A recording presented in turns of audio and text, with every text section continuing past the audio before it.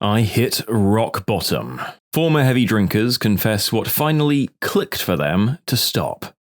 For me, it was aging. Also, a hangover at 22 is just a mild inconvenience. At 40, it's a near-death experience and can last 2 or 3 days. Drinking too much on a single night messes up your whole weekend. I stopped drinking in social situations and started drinking by myself just to black out. I'd get a pint of McCormick vodka, chug it with my breath held, and then slam a soda or juice. It's tricked my body into not tasting the vodka. I'd black out pretty quickly, rinse and repeat. My friends told me the way I drank was scary. My BFF convinced me to go to rehab, so I finally did. I'm almost 4 years alcohol-free now. My dad died, largely due to binge drinking his entire life and not taking care of himself. I realized I was heading down the same path and decided I didn't want to continue that way. 14 months alcohol-free right now. What really made me click was noticing how small my world had become. Every plan revolved around drinking. Every emotion, be it stress, boredom, even happiness, felt like it needed alcohol attached to it. And I started to feel disconnected from myself, like I was slowly disappearing. My father was a heavy drinker. Nothing made him interested in quitting, including losing his family and job. He spoke 3 languages, English, French, and Spanish. One day he woke up and the Spanish was just gone. It scared the hell out of him and he finally quit the same day. He was 57. 6 months after quitting, all of the Spanish gradually returned. He's been sober for over 30 years now. Alcoholic dementia is a real thing. We just started seeing it in my dad at 62. His own dad died alone, a blabbering drunk mess after drowning in his own throw-up at 57. That and some other health events made my dad drastically reduce his drinking from all evening every evening to a couple of drinks on Friday or Saturday. After 6 months, he's gradually becoming less concerning in terms of his mental acuity. My kid, who was 4 at the time, found me blacked out, shook me, terrified, thinking that I was hurt. His scared tears were the click for me. I've been sober for 5 years now. He hugs me tighter now, says, "I'm glad you're awake every day. It's worth every tough moment." Wow. The sad thing here is that there are almost certainly people out there who allowed this sort of thing to become normal, and for their kids to go from being concerned to just saying, "Oh, Dad's just drunk again." It's absolutely heartbreaking, and those kids definitely deserve better. I was going to lose my family and likely die sooner rather than later. 2 years sober next week. There wasn't one single moment for me. It was going to therapy and healing instead of drinking to suppress. Therapy and medication has helped me reset. Just talking it out and working out the massive chemical imbalance in my head has been the best 6 months of my 33 years on this planet. You know, I just stopped drinking as a goof for a New Year's resolution, just to see how long I'd last, and I haven't had a drink since the 1st of January 2021. I thought I'd be back to drinking within a few weeks, and here I am in 2026, completely dry. It wasn't fun anymore, and it was way too time-consuming. Every plan I made usually revolved around access to alcohol. I was just done. Luckily, I found access to the right tools and community at the right time. The key in the end was an absolutely lovely online community, full of lovely people and so much support. Nobody I knew wanted to stop or consider my drinking or theirs problematic, the result of surrounding myself with people who drank like I did. In my personal life, I was met with a lot of, "Well, you don't drink every day," or "You haven't been arrested," or "At least you don't drive drunk." And finally, "You aren't mean, so you're fine." I do not have a lot of support in my personal life, so I found it online. I just didn't want to find out exactly when my last chance was.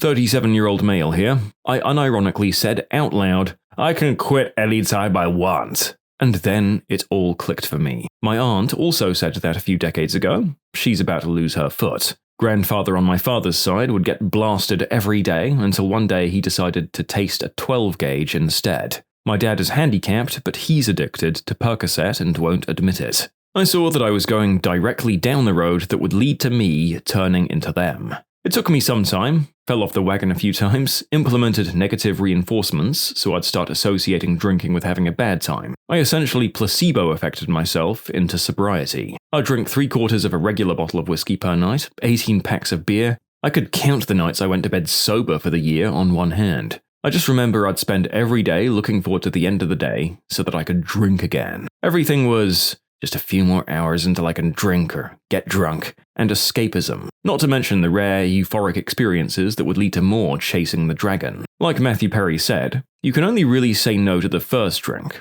and he was right. If I'd even had one, self-control was just out the window. Now, when I look at alcohol, I just remember the hangovers, the horrible feelings, how sick I felt all the time, and just how many damn calories it was too. I drank for a solid 8 to 10 years, coming up on 3 years sober in March.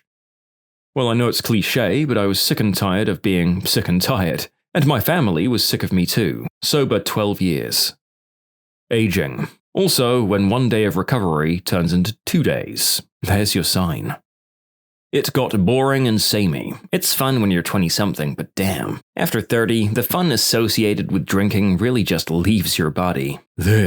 My work is rife with drunks by its nature. We even provide a cheap bar. This one contract, I was getting into my old tricks again and was so miserable. I wanted to take a break from it. It helped that the bar was so terribly bad at service, I got annoyed waiting, coupled with the obnoxious staff that we have here. I decided to just go to the gym, since it wasn't that busy at that time. And why not try getting back into shape? At least build a routine. 3 months later, no booze, down 20 pounds, more resistance to work stress, and I quit smoking as well. I'll still likely drink, but being bored by the experience was a good instigator for me. Cirrhosis at 37. 40 now, went from decompensated to compensated, and so far every single symptom has gone away, and I'm able to put on weight again. Went from 250 pounds down to 150, back up to 200. Mainly my body aging. I got to the point where if I even drank 1 or 2, which was small compared to most days, I'd wake up feeling like garbage. It was starting to affect work, and I had kids too. I'm someone who's highly motivated by something once they get a feel for it. So I gave myself a goal to not drink for 4 days, and how good I felt eventually was such a high that I stopped. Do I think about it still? Absolutely. But then I remind myself how crappy I felt and distract myself with something else. It's funny, I smoked for about 10 years, quitting when I was in my mid-20s. So about 30 years ago, this is exactly how I feel about smoking. Every once in a while, I'll watch a movie and people are smoking, or someone will walk by smoking outside and I'll just catch the right amount of a whiff for it to seem enticing to me, and I'll have a vague crave or ache for it, but then I immediately remember how awful I felt 75% of the time when I was smoking. From feeling like crap in the morning, to getting coughs that lasted for months, to feeling out of breath much of the time, to that kind of nauseated feeling I'd feel when I had my first cigarette in a while. And the craving instantly goes away when I think of those things. I blacked out at Christmas and woke up in the drunk tank. I guess I tried to leave the house in the middle of the night, and the folks who tried to stop me ended up in pretty rough shape. The constant shame I felt and the thought that I could have seriously hurt somebody else made it so that the thought of booze turns my stomach now. For years, I couldn't figure out why I had so much anxiety. Turns out it was an electrolyte imbalance, and alcohol made it so much worse. I'm glad the title says clicked, because click is the appropriate term, as in the click of the handcuffs. Well, hell, that didn't even stop me. I was pouring up in the morning before my court dates, facing prison, and I still didn't give a damn about myself. I was a functioning alcoholic, and I just wanted to stop while I was ahead. Bonus, always been a gym rat, so that was my anti-addiction. Worked on getting yoked, and I haven't looked back. I guess for me it would be the day the doctor looked me in the eye and said, "1 more drink and you're gonna die. You, sir, are in liver failure." I checked into detox that day and haven't turned back yet. I was going through a half-gallon of vodka or rum a day. It took me 3 weeks and a few dozen seizures, but now I'm sober for 5.5 years and celebrating my 5-year liver transplant. For anyone reading that's relapsed, relapse does not take away your success. You're doing your absolute best to stay on the wagon, and I'm so proud of you. Whether it's 1 month sober or 20 years sober, you're doing amazing. You deserve to live a healthy and full life. You deserve to wake up every day with renewed strength, knowing you're stronger than the day before. You deserve to know that you're loved. Keep going, my friend. You've got this, and I'm proud of you. If you have a flat tire, you don't go back to where you started. You fix the flat and keep going. I felt that this was an important point to stress here. It can actually be very intimidating just hearing about people's successes back to back. But these successes for most people likely contain a multitude of hiccups along the way, falling off the wagon, maybe even for extended times, and points where getting to the sobriety felt absolutely miserable. Keep at it if you're working at it, folks. You've got this. When I showed signs of pancreatitis, my health started going in the crapper every time I drank. My doctor told me I'd die within a year or so, at 28, when I finally randomly came clean about how much I drank. We're talking about 750 ml of vodka, 4 to 6 beers, a bottle of wine, and sometimes more. This was every night at my peak. I'm a 140-pound woman. I checked into detox the next day because I'd started seeing a guy that I really liked after leaving a codependent alcoholic relationship, and it felt like it was time. We've both been sober and together, now married for more than 8 years, and life is amazingly great. I'll never drink again. You can submit your own stories to be featured here on the channel. The story submission link is in the description below. Don't forget to subscribe to Am I the Genius? A bag of mushrooms and a week in the woods, contemplating all of the damage it was causing. I don't even crave booze anymore. It's as if the universe reached its hand into my soul and ripped the addiction out of me. Exactly. Tripping several times over a few weeks helped me realize how much time and resources I was wasting on bar tabs. Not to mention how much damage alcohol was doing to my body and how being drunk certainly wasn't adding anything positive to my personal relationships. Mushrooms made me want to be a better member of my community overall.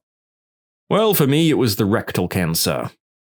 Liver transplant. I used booze as a sleep aid as well as an antidepressant. It was cheap and effective. Unfortunately, genetically, I wasn't blessed to hold up to the amount of drinking that I was doing. Life is hard and alcohol was cheap.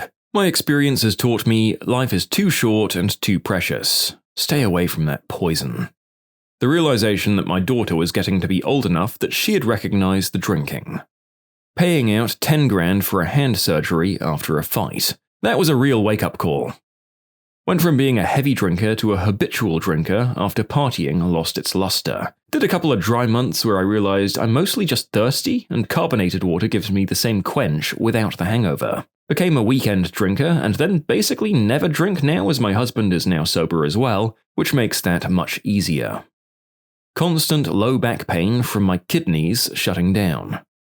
Trying to date a drunk. Observing him in his natural habitat, which was a pretty village with several pubs, and on the one hand, feeling sad, not a priority and disappointed in him, and on the other hand, feeling a bit too much like I fitted right in there, trying to catch up by drinking more than I intended to, and wishing I could go there every day to enjoy the lovely sense of alcoholic community. I saw drunk guy and I having a messy, complicated future, and realized I'd casually drunk 3 decades away. After he and I broke up, it prompted me to quit. I haven't had a drink for 2 months now.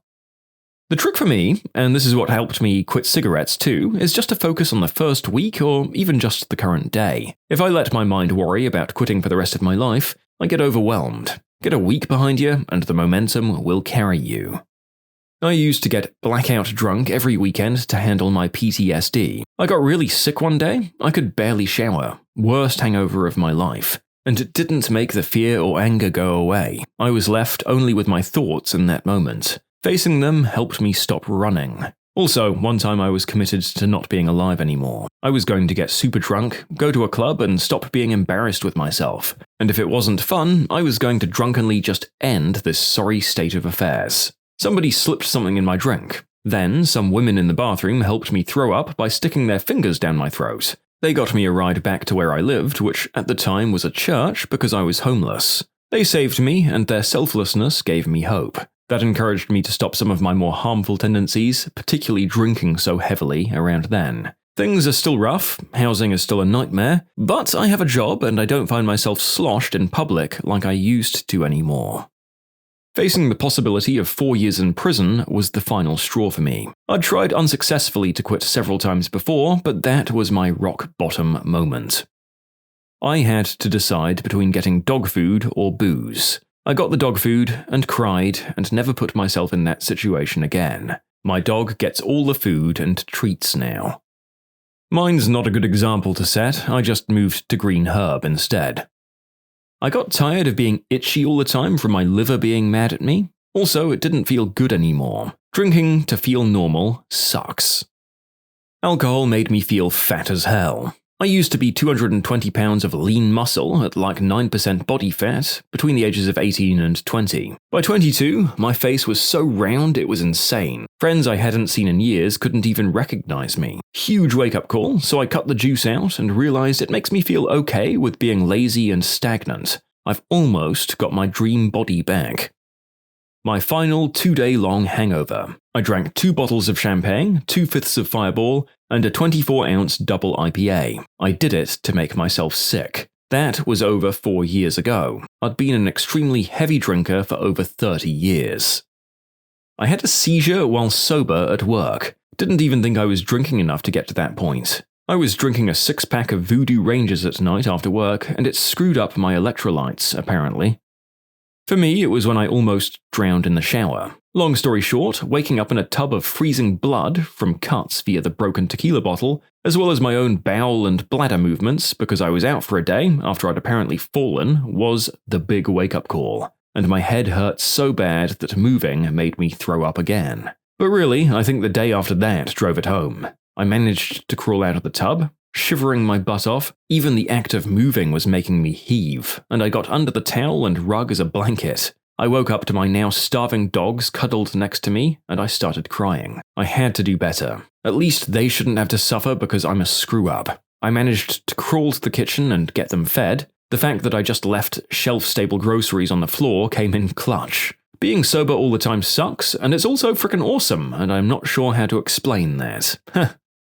I missed a big meeting at work because I was too sick and hungover. It was the first time I realized I was powerless over alcohol. It took a few months, but I had an epiphany on a lake in New Hampshire, and I felt joy and calm, like I was a child playing in the backyard with no cares in the world. Decided at that moment that was it. That was how I wanted to feel. 15 years later, and still no booze.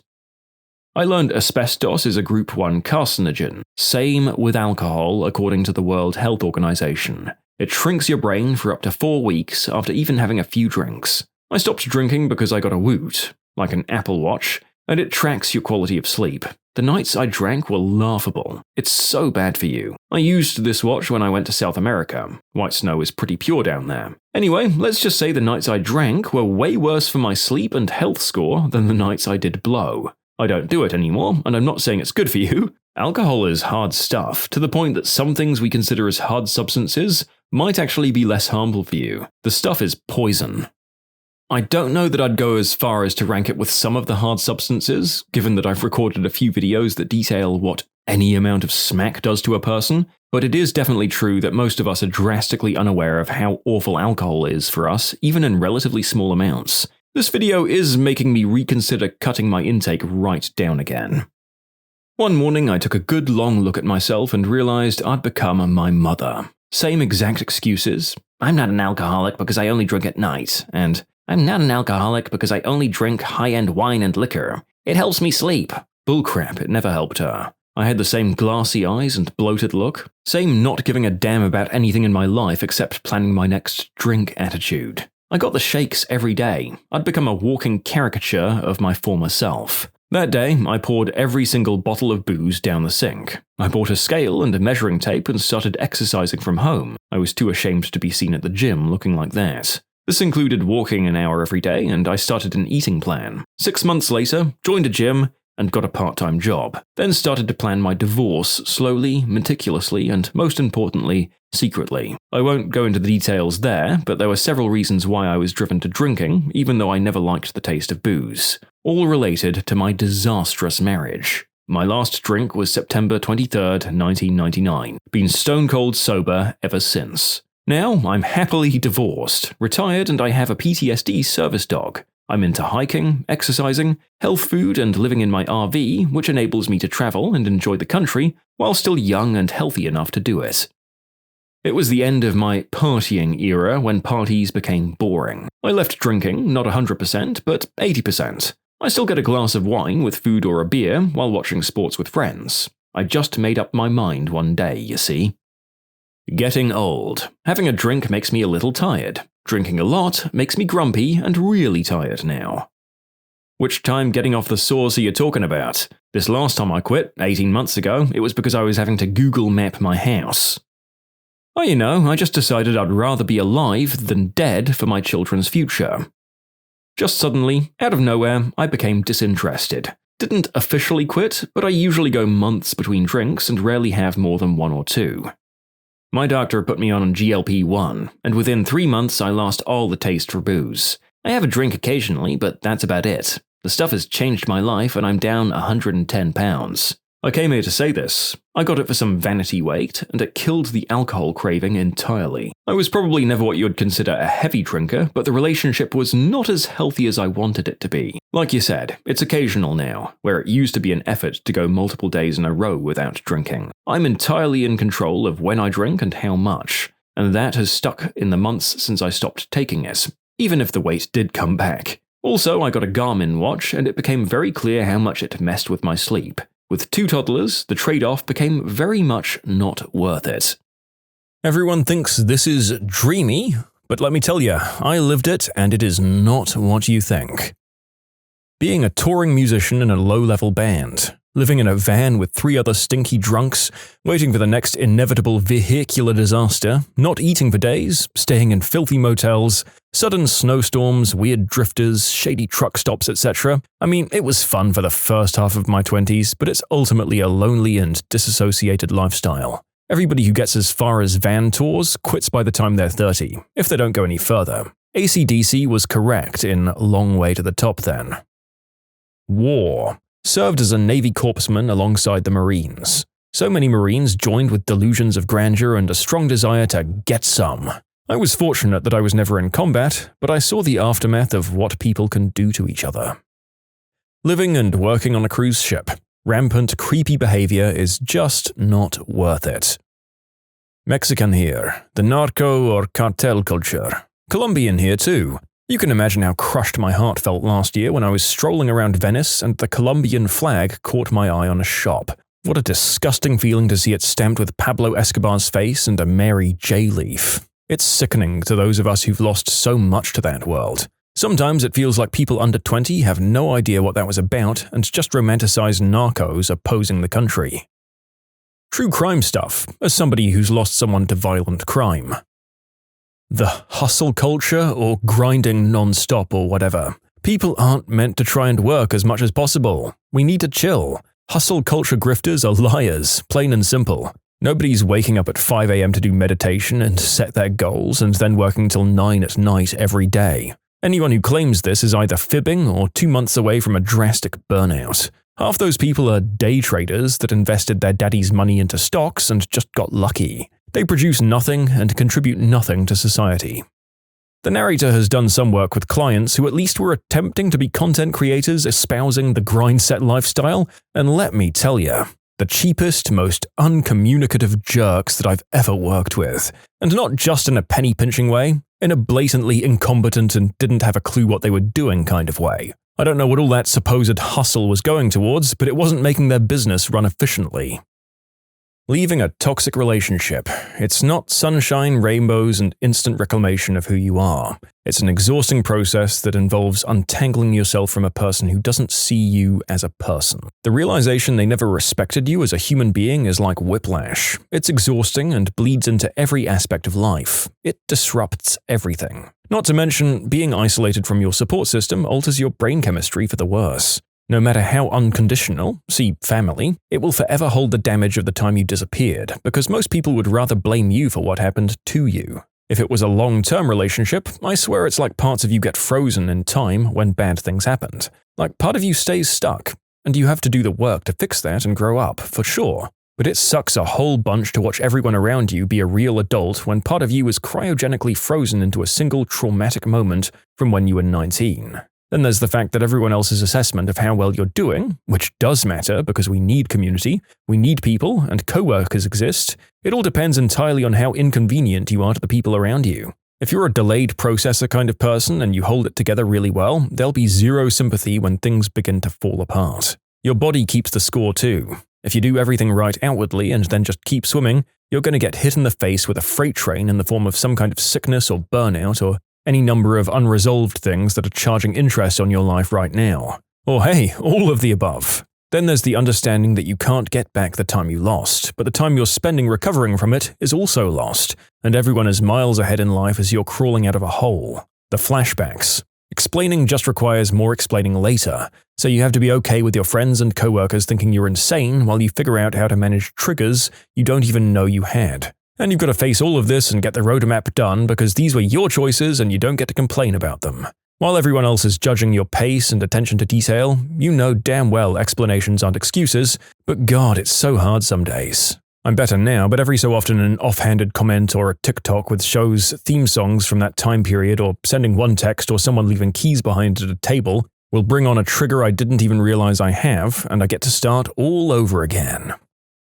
Alcoholism, the number of dramatic characters who drown their sorrows by throwing back bottles of hard liquor while remaining healthy-looking and functional. God, the reality is so much uglier and more sordid than on TV. I maintained for a long time, and by all optics I appeared to be the artistic alcoholic. I was a jovial drunk, and the community kinda covered my butt, also because I'd been through some public tragedy and they felt sorry for me. I was still pretty successful career-wise. I ran 5 miles a morning to kill the hangovers and never had any consequences like DUIs or job loss. I eventually got divorced for other reasons, but it certainly didn't help that situation. I had the doctor call me out and say, "There's typically only one reason someone that's athletic and young has elevated cholesterol and liver enzymes, and I'm going to be straight with you. You can't keep this up, or I give you maybe 3 to 5 years." She was right. It was like a full-time job just maintaining appearances. My mental health took a nosedive, and when things finally started catching up, it got bad real quickly. I was drinking 20 to 30 drinks a night, and nobody thought I was having more than 3. I was fortunate to have some friends I could call that knew exactly what to do.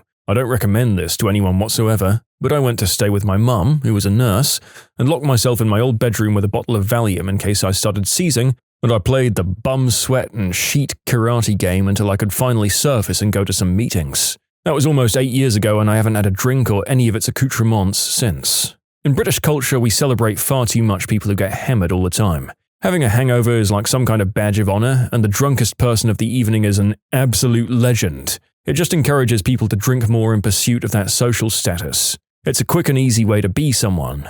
And in my experience, it's usually the people who don't have much else going on who are the most vulnerable to it. That guy in your friend group who isn't the coolest, the best looking, or the most successful with women, the smartest one with the best career prospects or the wittiest, they see that they can get some popularity by being the clown who parties the hardest and entertains everyone with his drunken shenanigans. I always hated that. Normalize telling people that them being wasted is actually embarrassing.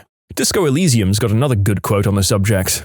"Congrats, you're sober. It will take a while for your body to remember how to metabolize anything that isn't sugar from alcohol, so you're going to be pretty ravenous soon. Eat plenty. You can expect your coordination and balance to improve in a couple of weeks. In 2 months, you might start sleeping like a normal person. Full recovery will take years though. It'll be depressing, and it'll be boring. Don't expect any further rewards or hand claps. This is how normal people are all the time." The film industry. It's full of psychopaths, narcissists, and dishonest people. Everyone has an angle and nobody cares what happens to you. I didn't even work on TV or movies, only commercials. I only made it 4 years before I realized how insane the asks were of me. I'd often cry in my car prepping for a shoot from all the stress. And like you said, nobody cares what happens to you besides other folks in the same position as you. At the time, I was with a key grip who was in the union and constantly working. He was in constant pain, and our relationship deteriorated from the fact that he was never home, massively depressed, and we didn't really know each other. Not to mention the 2 times he almost died on set, being electrocuted, and another time wandering off set, passing out in a field from heat exhaustion in delusion. Anyone who'd been in the industry long enough had multiple divorces under their belt, and bodies that were just broken down. Most producers and art directors were absolutely maniacal, and they were getting paid to dangle the crew's livelihood in front of them. People also don't want to talk about how many people die, many of them while driving tired on the way home from set. It's a terrible industry I still have friends in. I say friends in quotes because I never see them. The money is great, but it's romanticized that you can choose your projects and hang out with celebrities. The truth is, you're often taking every job because you don't know when the next one will be. While I often have an appreciation for what's being created, especially for a well-written and well-shot piece of motion, the expectations and working conditions would need to drastically change for it to actually be an ethical and safe experience. But we all know what's funding the work, and that will never fully happen. Making sure everyone was looked after would take too long, and the execs don't really care what happens to the crew in the first place. Mental health issues. Bipolar disorder can be perceived as fun when manic or hypomanic, but the reality is it ruins relationships, your own body, your income, and eventually your life. But I still live with some real dark thoughts, anger, and resentment. I've never heard of anyone glamorizing bipolar disorder before, to be honest. People on the autistic spectrum, sure, they were getting misrepresented as being funny know-it-all robots for way too long. I'm glad that TV is starting to depict the very broad degrees and frustrations of being non-neurotypical. How about an overprotective or jealous partner? At some point, I felt like I was going to lose my life. My first boyfriend was like this. I thought he was joking at first, and I found it funny even. We had a lot of pointless fights, and he ended up cheating on me. Working with animals, or veterinary medicine. We don't play with puppies and kittens all day. Honestly, only 10% of my day is spent with the animals, and the rest is dealing with humans. We're severely underpaid, we deal with emotional and physical trauma both in the animals and ourselves, and the most common thing we get hurled at us is that we only care about the money. Even the veterinarians are buried under piles of debt and are barely making it. Do you want to know why Fluffy's vet bill is $5,000? All of that money is going towards corporations and pharmaceutical companies. It absolutely kills us to hand you an estimate we know is extremely expensive. We're drowning alive out here. There's a reason this industry has some of the highest self-deletion rates. Trauma, in general. I'm referring to how some people think it enriches one's life story when in actuality it wipes it clean of any potential, hope, or promise. You can submit your own stories to be featured here on the channel. The story submission link is in the description below. Don't forget to subscribe to Am I the Genius? Addiction. I feel like nearly every piece of addiction media makes it out to be an unhealthy habit that takes a little bit of willpower to break. The reality is people being trapped living the same horrible day for years of their life and escape by a miracle. It really is a life-ending disease that people outside of it can't even comprehend. Well, you're welcome to keep romanticizing it, but saving a life, at no risk to my own, was one of the most traumatic experiences of my life. And I've looked it up. I've never seen anyone express the above before, but it's actually common. The what-ifs especially. If I'd taken a different route, taken similar time and effort, I wouldn't have been there. If I'd been 2 minutes earlier, she'd have been fine until after I was past and then died. And if I was 2 minutes later, she'd have been dead by the time I got there. It's supposed to be glorious, but really it just sucks. I don't wish I hadn't done it. I wish there hadn't been a person drowning. Don't swim alone or while impaired, folks. People that spend a night or a week outdoors and think that they know what it's like to be homeless. Or basically anyone that can decide to stop being homeless anytime they want to. It's an entirely different level of pressure and anxiety when you can't just choose to go back to a home. I did volunteer work helping women who've been trafficked, been in the adult services industry for too long and wanted out but didn't have the resources, and domestic mistreatment victims. I really hate how this sort of work has become this, do a dance on TikTok to sell some pics of your downstairs and you can make $1 bajillion or whatever, when the reality of most of this work is homeless women, women who were teenage runaways, and other vulnerable groups. Those movies about a working girl being swept off her feet by a rich, handsome Prince Charming is so far from reality that it makes me sad to watch. Living off the land, or living off the grid. Everyone wants to live off the grid until they realize how difficult garbage disposal and plumbing is. Mental illness. I've seen an increase in shows having characters, mostly teens, wishing for a disorder like it was an accessory. Newsflash, it's a daily battle that'll never end and will truly deteriorate your brain over time. There's some misconception that having depression or anxiety makes you more interesting, or it'll attract above-average care and attention into your life. The truth is, nobody really wants to know about your current bad episode. Even your closest friends and family will get burnt out carrying your feelings for you. Constant negativity or anxious paranoia drives people away. Understandably. So you have to wear a mask most hours of the day and it's exhausting. But this is why a good therapist is invaluable. Teacher here. Movies and films that have the epic teacher who's amazing and idolized and changes every student's life, and everyone says, if we had teachers like this, I'd actually have learned something. No, you wouldn't have. Those teachers are romanticized and not realistic at all. The only exception, in my opinion, is the Dead Poets Society. It's realistic because the teacher got scapegoated and fired at the end. It always irks me because the teachers in those movies are doing at least 3 jobs: teacher, social worker, and therapist. The problems are at a structural level. You need a team of well-funded, competent people to address student needs. Teachers today are not only imparting material, but buying supplies and sometimes food for their students and attempting to be one of the few stable adults in their lives. It's ironic because teachers care about their students, but it just leads admin to shrug their shoulders and take advantage of them. Neurodivergence. I embrace it because I have no choice. It's how I'm literally biologically made. But man, it's not some quirky personality trait. And don't call it a superpower either. Not only is it insulting and patronizing, it's not even true. We've already got a hard enough time living up to the neurotypical expectations, let alone trying to be superpowered. Being a long-haul truck driver. I'm not being paid to travel. You see very little except long stretches of highway and then small, select areas of each city or town you stop in. The work is hard, it beats the crap out of your body, your mind, and your family. You spend most of your days exhausted and lonely. Eating disorders, especially with the rise of romanticizing them on TikTok. It feels like ED Tumblr in the 2010s. Doctor here. I know it's going to sound like typical highfalutin Reddit hysteria, but I've got to say, anyway, anorexia is one of the worst, most terrifying diseases I know. I spent time in the pediatric psych ward and I saw those girls many times. Not a single one of them got better. Not one. They all kept coming back. They all lied, manipulated, and did what they could to get out, and then went back to not eating. The windows needed to be locked because they'd throw the food out. The beds needed to be checked for food.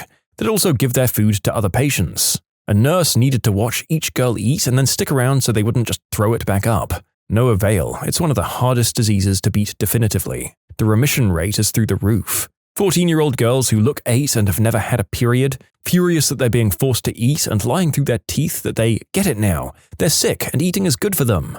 I diagnosed a boy with anorexia in April last year. The psychiatrist confirmed it and told the father to get him to therapy now. Take his phone away, take his socials, and don't let him get back into that subculture. It was just starting and there was still time.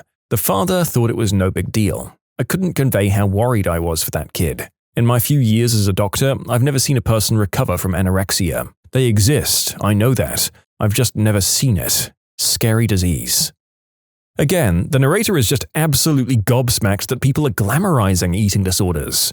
My generation has always known that they were bad. We've been watching TV shows and documentaries on them since I was young, and we were starting to try and kick the skinny obsession. But then again, I'm not on TikTok, so this is probably just an old man rant. Sorry, Gen Z.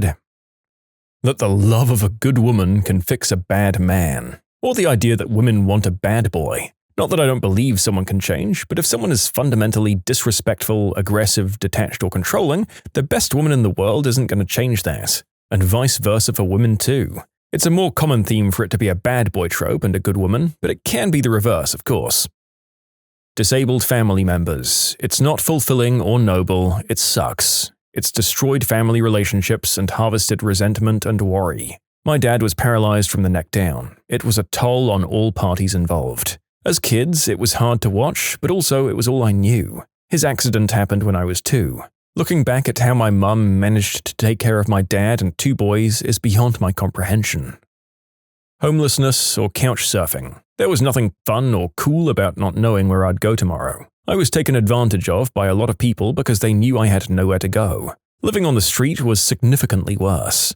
I didn't feel like a nomad or whatever the frick hipster nonsense people think happens when you don't have a roof over your head. I didn't feel like I had some incredible earthly experience or gained any special folksy wisdom. All that happened was I got traumatized, lost all of what little I owned, and realized that most people are awful when they know you can't do anything against them. It's also shockingly expensive to be homeless. I had a job at McDonald's, but I didn't have a home or kitchen, so I ate out every day. I ate cheap, crappy food, but it adds up. I needed a gym membership to get regular showers, and I'd get a hotel whenever I could. I paid people to let me stay with them. I hardly had anything left to save up.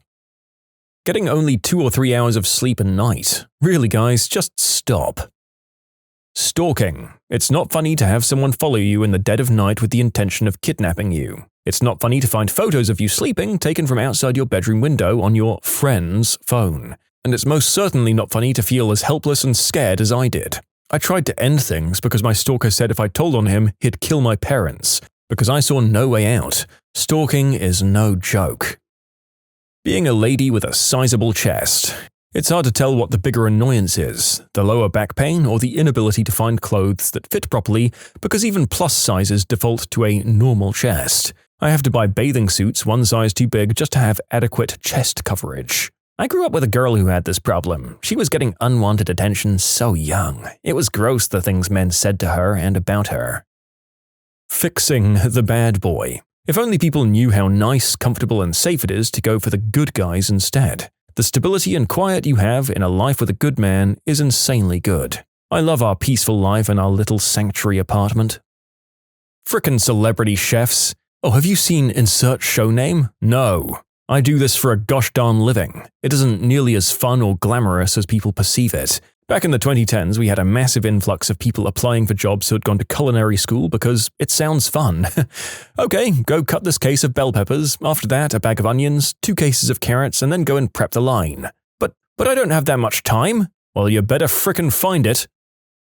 Being a strong single mom. Loss. That crap is devastating. The 1960s, or the 1980s for that matter. Laugh at the fashions and enjoy the music, and be thankful you didn't have to live through it. Working in a library. My partner used to work in a library.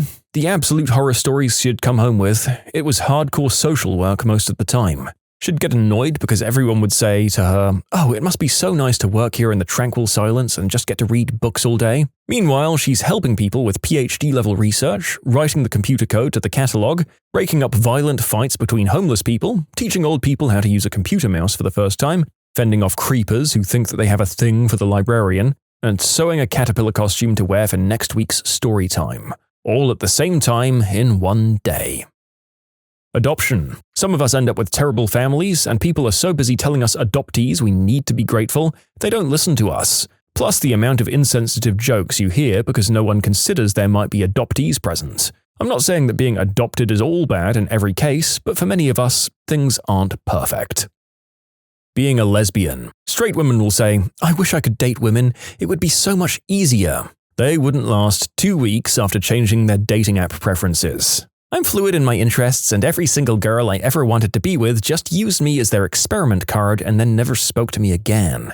That crap sucked." Yep, none of these straight girls would last 5 minutes in the trenches. Help. American insurance nightmares. Insurance companies are scamming you?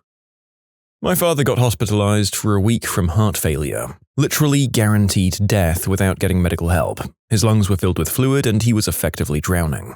Insurance decided that the entire stay was completely unwarranted because, according to them, it didn't seem like he was sick enough. They didn't want to cover anything relating to it. While we were eventually successful, it took years to fight. The bill was in the 6 figures. This is going to be the underlying theme of all of these stories. While at the end it gets sorted out and handled, it takes so much time and effort and probably money to get it sorted. And God forbid you don't say the right thing the first time, or you're going to be bounced between all of these different people who don't know anything about your situation, except what they can read on a little profile screen with notes that you yourself can never actually read to make corrections or clarify anything. My father was a doctor with a pre-existing condition before Obamacare, which meant that the only health insurance he could get was through his state's pool of last resort. It took 30% of his income as he was self-employed and working in a very rural area. He was the only physician in his specialty for 75 miles, and when things got desperate for his patients, it allowed them to pay in piano lessons, vegetables, or whatever instead of cash if they needed to. He had a stroke and collapsed on his bathroom floor, but lived on life support for 4 more days. $350,000 later, including a $70,000 helicopter flight for 30 miles, this man who dedicated his life to medicine and donated all of his organs to science died less than broke because of healthcare costs in this country. Not me, but somebody that I know was diagnosed with cancer in her early 30s. Her oncologist had found cancer cells in her lymph nodes, indicating that it had metastasized, so he ordered a full-body MRI to assess where it had spread to. Her insurance denied it because they said she was too young to be considered at risk, despite her actively having cancer. They did eventually approve it, but not without a lot of pressure from her doctor. Well, this is far less severe than what I'm sure will populate these answers, but a terrific example of the nonsense that is American health insurance. During COVID, I was working for a Hawaii-based organization, but on the East Coast. Someone in my office popped positive for COVID, so everybody in the office went to a testing site to get tested. My claim for the COVID test was denied because I didn't go to one of the approved testing sites for my insurer. All of the approved sites were in Hawaii. At the time, you couldn't travel to Hawaii without proof of a negative COVID test. So, the only way I could get the cost of a COVID test covered was if I went to an approved testing site. But in order to travel to any of the approved testing sites, I needed to show a negative COVID test. My God. Sometimes the insurance people really do seem like that insurance boss from The Incredibles, just kind of ghoulishly looking over this horrible situation and being like, well, that couldn't have worked out better for us. Oh, it's horrible. My wife had an emergency surgery for a spontaneous retinal detachment, literally minutes away from going blind. Insurance tried not to pay because she hadn't gotten pre-authorization, and then after that they claimed a spontaneous event was a pre-existing condition. Pre-existing conditions are called medical history in any other country. The whole pre-existing conditions thing is actually illegal in the US now because of the Affordable Care Act. So whenever someone says they want to get rid of Obamacare, they're in part saying they want to go back to being able to make your healthcare based on an internet-y semantic debate about what exactly is a pre-existing condition. My dad is an oncologist, and he says that there's been an uptick in the number of arbitrary denials by insurance companies for claims that should absolutely be covered under the patient's plan. When they're appealed, they often eventually are approved, but the whole process moves so slow, which can be a death sentence given early treatment is critical when dealing with cancer. It almost seems like insurance companies are delaying crap on purpose in the hopes that the patient will die before they have to pay for treatment. And you might think that providers would just push forward with treatment when they're 100% sure it's necessary and just worry about getting insurance to pay later. But that's exactly why insurers require prior authorization, so that even when they're wrong, you can't forge ahead with treatment to save or preserve quality of life, or the insurer won't pay. 2008 went into hospital for ruptured intestine due to Crohn's. Airlifted to Mayo Clinic high on fentanyl for the pain. Spent a month in hospital, came out with no colon and looking like a Holocaust survivor. Then there was the time my wife felt like something was wrong, went into an OB-GYN to check on the baby, and there was no heartbeat at 8 months. They induced labor. We buried our son and received a bill for $110,000 from the Mayo Clinic, which the insurance company had denied. Then received a bill for $20,000 for the induced labor, which the insurance company also denied. Spent 4 months of daily calls with the hospital and insurance company fighting charges all the way down to $12,000. My girlfriend had kidney failure as a child and had been in dialysis for over 15 years. She graduated college and was working as a teacher. She had to stop due to complications with her condition and go on disability. This was prior to Obamacare, so we tried to get coverage from all the insurance companies, since it's impossible for anyone to afford dialysis without insurance. Every single company declined to cover her due to her pre-existing condition. They essentially told her that she was too expensive to live. And then you've got the same people complaining about moochers on the government. Like, if my health problems were taken care of, I could work. But sure, go ahead and blame me for having crappy genetics. I work for a DME company. We exist solely for the shareholders in the hopes of packaging and selling the company to a larger company like Medtronic. Our income is largely, perhaps mostly, based on overbilling Medicare. We waive patient costs all the time on the basis that we still make record profits year over year if Medicare pays their part less than half the time they're asked to. This is happening at scale across the entire healthcare industry. The system is just completely vampiric. Healthcare could be so much cheaper if there wasn't an entire for-profit industry dedicated to exploiting our poorly constructed state health systems. This is all the US healthcare. The corporate world sucks the blood of society. I was on a trip once and my CPAP mask failed. The closest medical supply store wouldn't sell me one without a prescription. I said, "Lady, it's a piece of plastic. I buy them from Amazon for $10 a piece when I'm home." So it was then that I realized that they weren't in the business of selling medical supplies, they were in the business of filing insurance claims. The whole structure of the company is to bill, not to sell. Probably for $50 instead of $10. My surgery to remove ovarian cancer surgically was deemed elective. The type that I had wouldn't respond to chemo or radiation therapies, but since it wasn't going to immediately kill me, it was just because I wanted it, apparently. I had to pay $6,000 out of pocket. The problem is in the vernacular. At least near me, any surgery that you come in for through the outside, meaning not in the ER or already admitted, is considered elective. For example, if somebody comes in through the ER with hand numbness, found to have stenosis in the neck, they get surgery and it's considered urgent. It doesn't need insurance approval. If that same patient comes into our office, we book for surgery. It's considered elective. Makes zero sense. For a personal example, both of my heart ablations were considered elective. Like, yeah, sure, I did that for fun. I'm choosing to ablate my heart. I do peer-to-peer all the time, and the medical staff I have to deal with from the insurance companies are probably the dumbest, lowest IQ staff I ever deal with. Don't even get me started. Trying to explain to one of those donuts why a patient with a benign brain tumor needs yearly MRI screening. Oh, but they had one last year already. It's enough to make me pull my own teeth out. I got hurt at work and suffered an amputation on site with no pain meds. They slowly pulled my toes off with my crushed boot. And my family lost our health insurance at the end of the month because I wasn't working. But it's okay, Cobra was only $2,500. Not as much of a horror story, but more of a how the frick is this the thing, it doesn't make sense kind of story. I had to get a kind of scan. It was actually cheaper to pay out of pocket than go through my insurance. It would have cost me an extra $50, we're talking $250 instead of $300, if I went through my insurance. My daughter was born early and spent 7 weeks in the NICU. When she got out, we got a bill for something like $400,000, and it took months to get to the hospital and an insurance company to sort it out. We have stacks of paperwork showing that everything's been settled, but every so often we get a letter or a call from one of them because they randomly decided that we still owe them $100,000. All of that stress and time when you should have been focused on caring for our baby. Look, I mean, I knew these companies were evil, but somehow I haven't done a video on this topic before and hadn't realized they were downright cartoonish in how awful they are. My God. Americans, please sound off in the comments.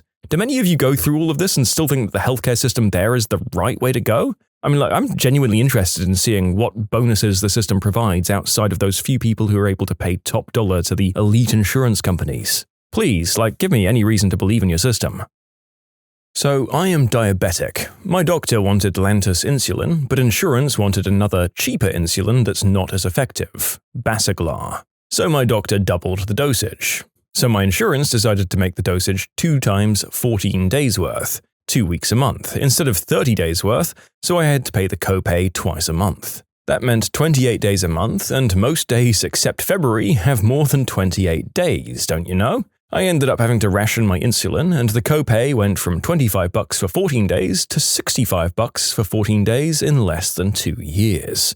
That meant I had to go to the pharmacy, stand in line, and get refills every 14 days. And that pharmacy ran out a lot, so I had to come back. I can't drive, so I had to walk a mile to CVS down the road for this, and other medicines. I just started buffering a week at the times just so I could deal with this inconsistency. Well, how come your blood sugar never goes down? The doctor asked. I told him and he shook his head, saying this was so common. He tried swapping insulin types or increasing the dosages, but insurance said no. My A1C was like 10. Then I ended up on TRICARE because I married someone in the military. I got Lantus, Trulicity, and boom, my A1C dropped to 6 in less than a year. But I pay nothing out of pocket in TRICARE. No copay, no prescriptions, and no fees. It's like $58 a month from my wife's pension for the both of us. I mean, socialized medicine will work in this country, the companies just don't want it to. When my first wife died, the military officer was my second marriage, you see, her insurance dropped her because she was dead. Then they sent her a $230,000 hospital bill for her last week of life because she was on a ventilator in critical care. No, I don't live in a communal property state, but they sent her to collections and heavily implied legally that I had to pay. Turns out I didn't. So let me repeat this. They sent my dead wife to collections and then lied that I had to pay because she was dead. The bill collectors called me at work, called our son, and called my sister. Not her sister, my sister. I had legal notices and bills for her in my name coming in as late as 8 years after her death. In fact, twice she had summons to go to court, then summons for arrest for failure to appear in court. However, that sheriff had common sense and took her death certificate. He even said he was sorry for bothering me. Frickin' crazy. You can submit your own stories to be featured here on the channel. The story submission link is in the description below. Don't forget to subscribe to Am I the Genius? My wife just got her third denial for authorization from United Healthcare for an MRI on her hip that her doctor's been trying to get her for over a year. The first reason they gave is that she didn't submit x-rays, so she submitted x-rays and reapplied. The second reason, she hadn't done the physical therapy before the request, submitted evidence that she had done the PT on and off for 7 years to no improvement, and reapplied. The third reason, they said she needs to have x-rays done first. This AI auto-rejection cruelty is basically par for the course. I had an extremely similar chain with BCBS. I have shoulder issues where I have severe limitations in movement and my shoulders dislocate with a stiff gust of wind. I went to see an orthopedist and they took x-rays. The x-rays were clear and they pretty much immediately knew that it was a cartilage issue, so they rescheduled me for an MRI. I got in for the MRI the next week and had the readings back within 2 weeks. Around the same time, the BCBS sent me a rejection notice that I'd need at least 6 weeks of physical therapy before they'd even consider an MRI. This was after I'd already had the MRI back showing complex labral tearing that physical therapy wouldn't do anything for. You can't frickin' regrow cartilage and they knew that. So literally everyone knew that PT wouldn't do anything, but BCBS for some reason still wanted me to do it. I guess they figure people will get tired of trying. I'm a disabled veteran though, so I was lucky enough to have the VA cover it without having to fight it out with insurance. I hope your wife gets the treatment she needs, and screw insurance. My husband was getting a stem cell transplant to treat his stage 4 lymphoma. The morning of the procedure, the hospital realized we didn't have insurance because he had recently lost or quit his job and ran out of FMLA, and the previous employer had not submitted the paperwork to Cobra. We had to contact them to fax a form, and I had to write a check for $1,600 to cover the previous 2 months of Cobra so his transplant could proceed. If my sister hadn't gone to high school with that transplant coordinator and I didn't have $2,000 in my bank, he would not be here today. I got real sick when I was 7 years old and had an extended hospital stay. Unfortunately, it happened during a brief lapse in my dad's employment history, so we were briefly between insurance. I later found out my parents went bankrupt and my dad had to take on higher-paying jobs he hated in order to pay it off. He eventually worked himself to death, almost literally. He worked so many hours of overtime that he fell asleep at the wheel and drove off the road and crashed into a tree. Worst day of my life. He should have been enjoying his retirement now. Instead, he's been gone for years and my mum still struggles with depression and being a widow. America needs universal healthcare. And yet the media makes out Luigi to be the villain and a remorseless killer. Definitely not as bad as others for sure, but being a T1 diabetic, you're basically at the mercy of medication prices. South Dakota also only has 2, if you're not on a corporate plan, health insurance companies which ironically are part of the 2 health systems in the state, AmITheA and Sanford. My insulin copay seems to change constantly. The real issue that's stuck in my craw is my blood work. I went to a small clinic/hospital to get work done, and I was charged $800 for routine blood work that typically cost me around $30. I called the clinic and asked why it was so expensive. They said it was because the test was taken in the hospital and not the clinic. That's just their policy. This was a while ago, so I'm not entirely sure if it was a policy of the medical side or the insurance side, but since AmITheA is both the healthcare and insurance company, it doesn't matter too much. Months later, I mentioned this to my endocrinologist, who then mentioned QuickLabs. It's an unadvertised blood test that covers everything I need for $75. Of course, this is unadvertised. Anyway, my fellow South Dakota diabetics, ask for AmITheA QuickLabs if your current blood work is ungodly expensive. No appointment necessary at participating facilities. Narrator here. I don't know what the status of QuickLabs will be in the few months between narrating this video and it going to air, but as always, do your research. And if QuickLabs is unadvertised still, I'd be willing to stake my money on that being because of some sort of lobbying or legal action to minimize the presence of actually good and affordable services. Another great thing about America.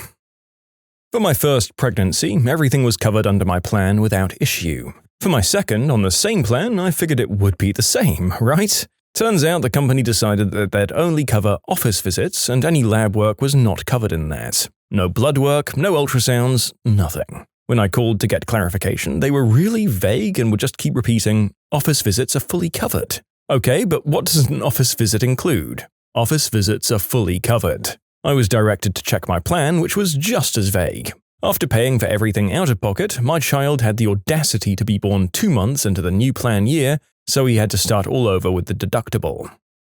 The mother of my wife's work friend.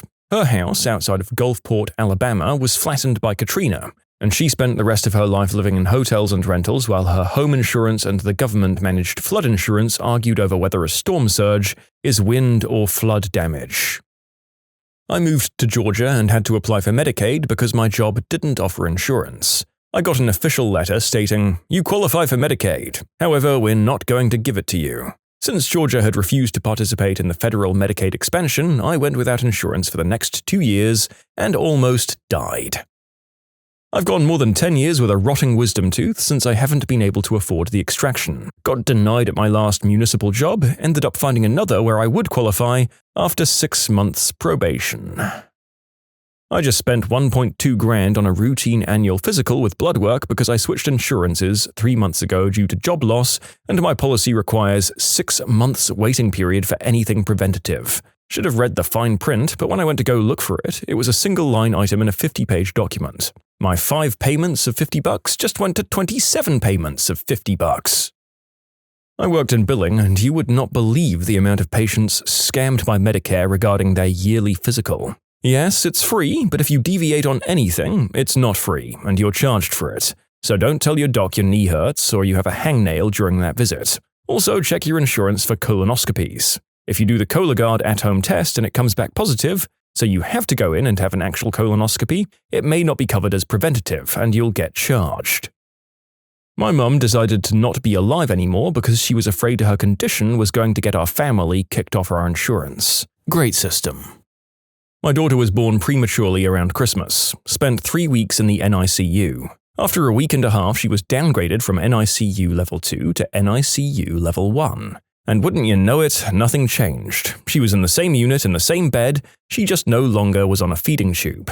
Insurance counted her downgrade from NICU 2 to NICU 1 as a new admission rather than a continuation of care. Because we'd crossed calendar years, her new admission was subject to a new calendar year of copays, deductibles, and max out-of-pocket expenses. That meant for a single 3 weeks NICU visit, we were charged max copay, max deductible, and max out-of-pocket expenses against 2 years of coverage. We fought it for over a year before the hospital threatened to take it to collections, so we eventually gave up and paid it off. We had a good policy, and the max out-of-pocket for each year was only $4.5 grand, for $9,000 total for an NICU bill that exceeded $350,000. But that extra $4,500 for a second year we knew we shouldn't have been required to pay sure stung. My brother was murdered by United Healthcare. They fought him and denied every single test, treatment, and prescription until it was too late and he was terminal. They've seen it all. The truths that older people swear are pure BS. Paying service fees on top of the price when the service is automated anyways. Well, honestly, paying service fees at all, really. Scratch that, any fees. Surcharges, fees, additional costs, it's all bullcrap to carve away a little more of your money after you've settled on the price. In most places, even the tax is included on the sticker price of goods. In some places in America, the final price is anyone's guess. Supplements pushed by influencers. If someone says anything about, "Oh, this is bad, instead you should use this product," you should assume they're providing biased advice for the purpose of getting you to buy. Did you know bottled water is blah blah blah blah? What you should really get is my alkaline, saturated, supreme, holistic, overactivated liquid energizer water.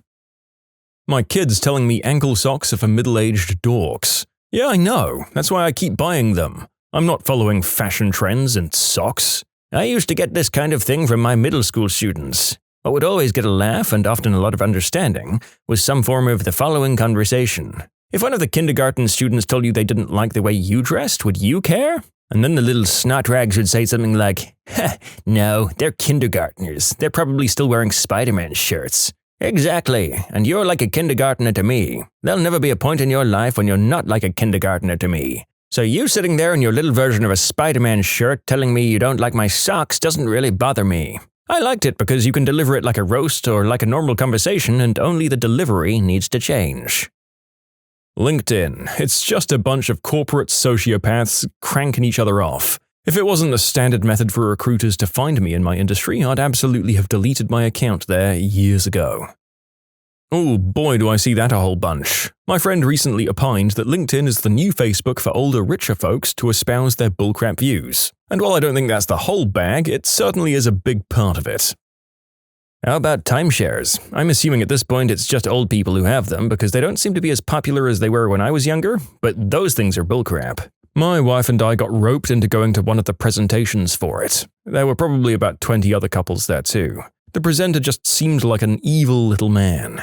He asked people what was most important to them, and many people said something to the effect of God and family. The salesman claimed to be a preacher at a local church there in town. The presentation was Sunday at noon. After that, we toured the facility, and then they brought us into a back room with a bunch of finance guys. It really reminded me of a car dealership. They kept hounding us about financing 45 grand. I bet they got at least half those couples to finance a smaller package. Work hard, don't take time off, and your loyalty will be rewarded. Let me tell you now, that is 100,000% bullcrap. My mom was so caught up by this. Both my parents were, but mom especially. Never missed work, always stayed late, went early, did the whole thing. Never made time for herself or us. She could have taken time off, but it was so drilled in that perfect attendance in anything we do shows pure dedication. She was 64 when she passed rather suddenly. It was surprise late-stage cancer, and we talked about it. One of her biggest regrets was realizing how often she and my dad chose work. They were raised to work. It was all they knew. She didn't realize until too late, many years later, that they had a choice. People just don't take advantage of what they earn. We get one shot. Go to the kids' ceremony. Call out sick just because. Take the vacay. Do nothing with the time, but take it no matter what. If it can be shared with loved ones, even better. That blue-collar jobs are bad. I loved my blue-collar work. I got in, worked, and left it behind when I went home. Plus, that union pay was sweet. If I ever return to the workplace, it's blue for me. I'm a white-collar guy, but I've had the opportunity to work with very talented, skilled, and professional blue-collar people. They've been some of the hardest working, smartest, and most professional people ever. 100% respect for talented people regardless of color. Influencers. Their lives aren't real. When I was a kid, the worst thing you could be was a poser, be it with fashion or music. You just didn't want to appear fake with it. It's sad because the posers won, and that's what all the influencers are. That life magically clicks in your 20s. It doesn't. Most of us are winging it at every age. To be fair, it clicked for me when I realized that winging it is actually kind of fun. You're interacting with bots far more often than you realize when you're on the internet. Relationship advice from Reddit. You'd think most users on those subs were divorce attorneys. Heck yeah, I remember being in a relationship advice sub a few years ago and thinking, this place is full of frickin' teenagers who have no frickin' life experience whatsoever. Frickin' terrible advice everywhere you turned. You can't be anything you want. You have limits. It's really hard to figure that out, but you'll likely be okay if you do. It's also okay to aim higher than you think you can reach, and it's not failure to never hit your end goal. Wedding drama. It doesn't matter. A wedding should be about celebrating two people getting married and two families coming together. People have totally forgot the two families part and instead act like they get to be king and queen for a day. When you relax and don't take it so seriously, you have a better time. The good part that comes from your comment, find a partner who wants a marriage, not a wedding. Like you said, a wedding is a party, but the marriage is what really matters. Any communication style that doesn't involve being direct but gracious. I remember on my first wedding day having someone tell me never to tell your husband what you think, but to let him think it's his idea. That one didn't work out for a variety of reasons, but that bit of advice certainly didn't help. Simultaneously, I remember receiving advice about how to get what you want at work that involved asking for more than you need and how to bargain your way into things. These are all just terrible ways to communicate with people. You don't need to manipulate or trick people or tiptoe around expressing what you think. Just be honest and communicate your needs and ideas clearly, whilst also being respectful of the feelings of those around you. Be confident in what you believe, but also leave room for the possibility that there might be other perspectives you hadn't considered, and be open to change when you learn new things. If you do all of this, you'll be just fine. As a fellow older people, take note of the gracious part. People often think of direct and gracious as being mutually exclusive, when they're not. Direct doesn't mean be a jerk or devoid of tact. You can be straightforward and speak your mind but still be gracious and thoughtful. That's actually what makes being direct most effective. Say what you mean and communicate what you want without pretense or talking around the subject. But do it with tact and consideration for the person you're talking to. That's actually what will make them far, far more receptive to what you're saying than if you're confrontational about it. Be straightforward in a way that conveys, we're working together to find a solution. That you're in your prime in your 20s and hitting 30s is a terrible turning point. Life is long, and worthwhile success takes most people many decades. Don't stress if you're not there yet, just keep going. The fact that we don't own anything anymore. It's all a subscription. As a former homeowner, I'm stuck renting.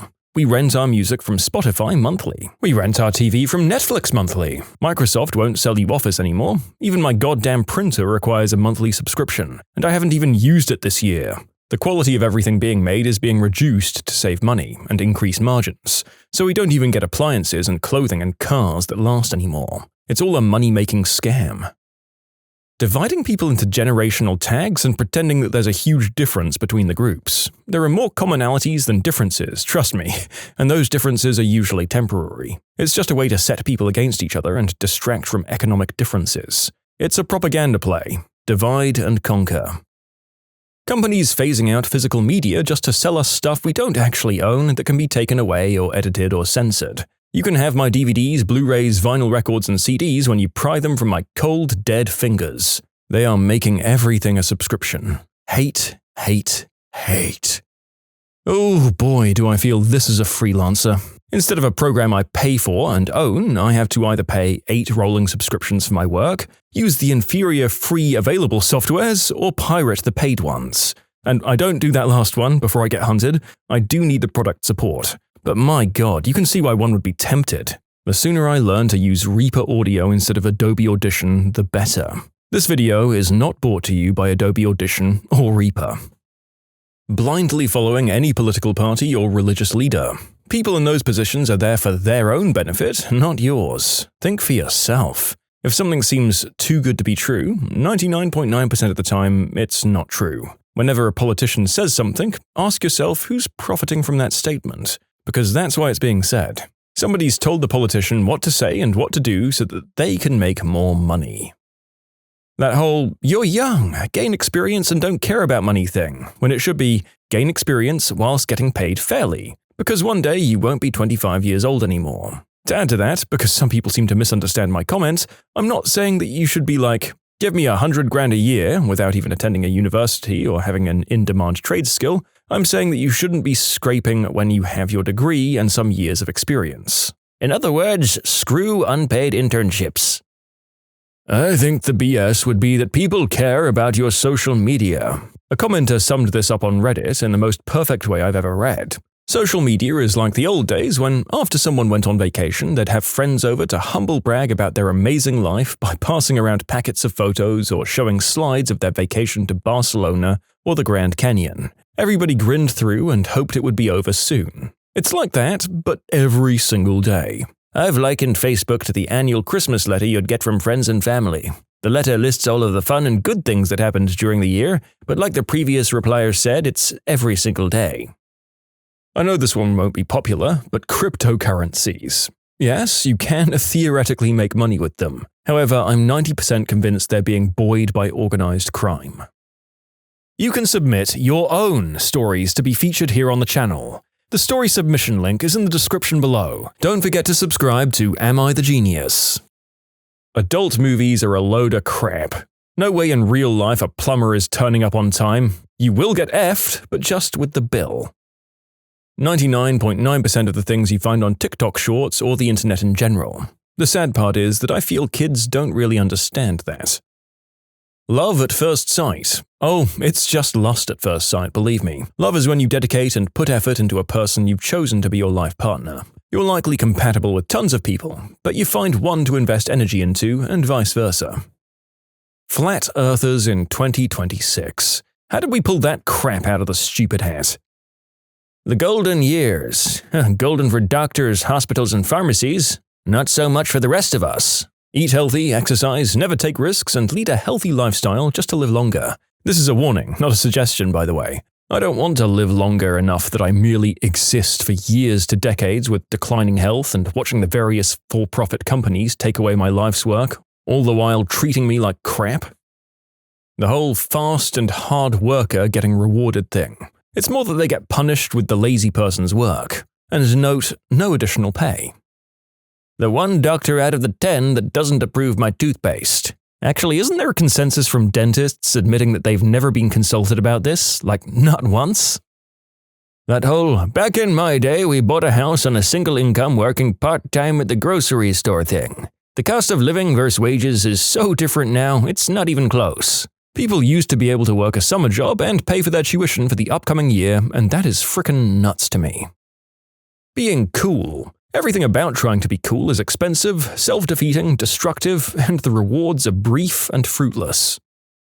Anyone trying to tell you what God wants. Oh, no. God wants you to give me your money. It's true, I talked to him about it.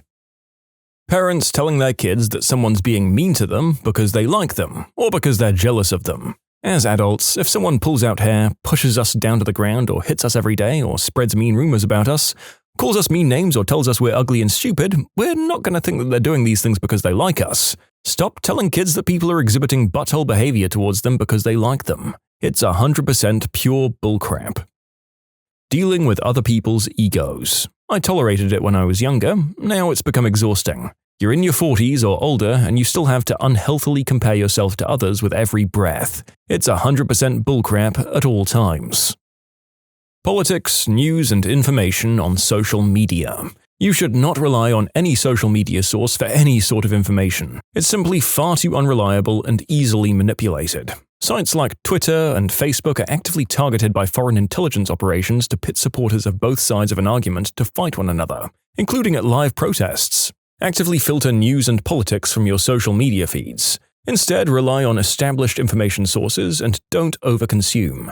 Pick a few sites you know you can trust and rely on them. Assume that if it's on social media, including Reddit, that you're likely being fed misinformation. You'll very quickly discover that a lot of people don't know what the frick they're talking about because their information is coming from social media.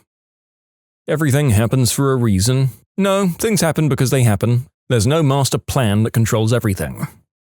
In my humble opinion, the Citizens United decision allowing dark money into politics. We need to get rid of that ASAP. I'm tired of corruption on both sides of the aisle. This should have been way earlier. We need to spend a couple of years doing nothing but making more kinds of corruption illegal. That anyone can do and be anything they want, and it's all a meritocracy. It's not. Oh, it's us. You think we've got this figured out? We don't. We're winging it every minute of every day. All of us. Every single one. Nobody's going to give you 2 weeks' notice before they fire or lay you off. Well, actually, other countries do have worker protections. It's kind of great. Yeah, they do in Australia. It's the law. 2 weeks' notice or 2 weeks' pay, plus payment for all your unused leave. That the paperclip was invented to hold paper. It's clearly a device for removing SIM cards from iPhones in the year 1879. Any wellness industry person who learns something new and then immediately provides it as a service and sells courses and ebooks on it. Oh hey, you just outlined half the clients who reach out to me with their badly written audiobook scripts offering me $10 for 9 hours work and industry experience. But yeah, when I used to bother reading the excerpts on those things, it was pretty facepalm. Most of Reddit. The headline posts are mostly bot-driven and titles are misleading to provoke rage and disgust and get clicks just like every other junk media. Be careful out there. The whole everything is black or white and you're either with us or against us and there's no middle ground attitude that a lot of young people have about politics. That attitude is a big part of how we got where we are today. That everybody is special. We complain about the entitled young, but we've been filling their heads with this bullcrap since they were born. Most people are ordinary. Some have extraordinary things happen to them, and most of them don't. One of my favorite episodes of Bluey, I have a preschooler, okay? It's called Library. Bingo and Bluey are having their cousin over that day, who'd been told by her father that she's the most special kid in the whole world. So the whole playdate, Cousin Muffin is impossible to play with and not playing by any rules. And when asked why, she says, "Because I'm the most special kid in the whole world." Eventually, her father steps in and says, "Oh, you know how I said you're the most special kid in the world? Well, you're not. You mean the world to me and your mum, but you're probably not special to anyone else, so you should follow the rules." I mean, that's just good parenting, eventually, Uncle Stripe. But the first time I heard it, like a parent on TV saying their kid isn't special, on a kid's show to boot, I was shocked. It's hilarious and true, and the opposite of how parents tend to talk to their kids in real life. That in today's society, everybody feels that their feelings are 100% justified and must be recognized. Cow manure? Cow manure is actually positive if you think about it. It's newer and there's an MA in front of that. Trickle-down economics. It's been tried for 40+ years and it's been proven a failure. That and the US healthcare system. Regardless of what you hear or currently believe, taxpayer-funded healthcare systems are superior to the for-profit system used in the US. That HR is there for your benefit. Anti-vaccine propaganda. Vaccines save more lives than any invention in human history. The anti-vaccine movement was born from a crap study of 12 kids, and a couple of them had autism diagnoses after getting vaccines. Autism is usually diagnosed during doctor's visits when little kids get vaccines. Totally crap study. There was no correlation. This hysteria has been amplified by Russian bots to kill Americans. There is literally a Kremlin plot to amplify vaccine misinformation in America through infiltrating the homeschool curriculum. Anyway, get your shots. Having to download apps for everything, and websites that want my email before I've even looked at one product. Any sort of supplement designed to increase brain function. There are 0 supplements that have been proven to make a difference. AI. 35 years in software, guys. And AI is just spicy autocorrect. Longer answer, when you first learn about doing research as a middle school or high school student, a shocking thing for some people is the admonition against using encyclopedias as sources in papers. Oh, they're fine for an overview of a topic, but for an actual research paper, the name of the game is reading and understanding primary sources. And Britannica ain't that. AI is the same way. It's just chewing through whatever texts it can find with no real filter for what's real and what's bullcrap. So it's basically just a stupid filter over an encyclopedia. Trusting it without finding real, actual sources to confirm its statements is folly. Also, when I hear you say, "Oh, I looked it up on ChatGPT," what I hear is, I'm a gullible idiot. The whole influencer thing. Influencers can go and crap in a well. Going to college to follow your passion and the job will work itself out. Nope. Pick a degree where you can be employed and follow your passion as a hobby. That financial institutions want to make you rich by investing in them. All of them, especially insurance companies, are not in the business to make you money. Be very careful who you invest with. Flat Earth and faked moon landing. It's a globe and we definitely went. Just because the tech looks ancient, it doesn't mean it didn't work. That all baby boomers are buttholes. Baby boomers didn't care about the planet. Baby boomers killed the economy. Baby boomers ruined everything. Frankly, a lot of planet-friendly laws that the present administration is trying to kibosh were made by boomers. If boomers are guilty of anything, it's not seeing what would be happening in the future, the now, soon enough. Boomers were busy raising families, working for the man, paying taxes, and just living. Capitalists are the villains here, folks. And as the old guard is dying out, there's a new guard chomping at the bit to make as much money as possible by whatever means is available. And we didn't see this soon enough. Alpha, beta, and all of the associated nonsense. The idea came from a scientist who studied wolves, observing dominant and aggressive behavior from a pack leader that he dubbed an alpha. And for some dumb frick reason, there are people out there who decided that because a wild animal acts like this, it's manly for a human being to act this way, and therefore it's something to aspire to. Making things worse, the concept was nonsense. The initial observations were made on wolves who were in captivity, wolves who were stressed out, especially regarding food. The same scientist studied wolves in the wild, and the alphas were caring, nurturing, and gentle. He retracted the entire study. Alpha wolf behavior is an unnatural aberration brought out by insecurity. Inside the professional's mind, therapists spill the wildest sessions they still think about today. Some of my clients are shockingly bad at giving themselves credit, like holy crap. They might get a nearly straight-A GPA in a brutal major while battling depression, or overcome years of phobia and get behind a wheel again, or write a literal novel, or raise a kid as a single parent with low income, or build new relationships after being burned, or cope with OCD well enough to hold down a job. And then they'll come to me and they'll talk about themselves as if everyone on earth is better than them, as if their accomplishments are worthless. And I know it's because of depression or anxiety or another condition, but I'm often stunned by how differently I see them compared to how they see themselves. I work in mental health, and I've worked in acute and crisis settings for the majority of my career. The most notable event I've experienced was when a young person had presented with significant ongoing harmful ideation while dealing with a lot of stuff in their lives. I spent a lot of time with them, mostly de-escalation and working out what the plan should be moving forward. One of their parents came in a little while later, and I had the opportunity to speak to them about where their child was and what had been going on, with the kid's consent, of course. Midway through me trying to explain some of the psychological constructs and ways the parents could help, they said to me, "Is this going to take much longer? I have a show to go and watch."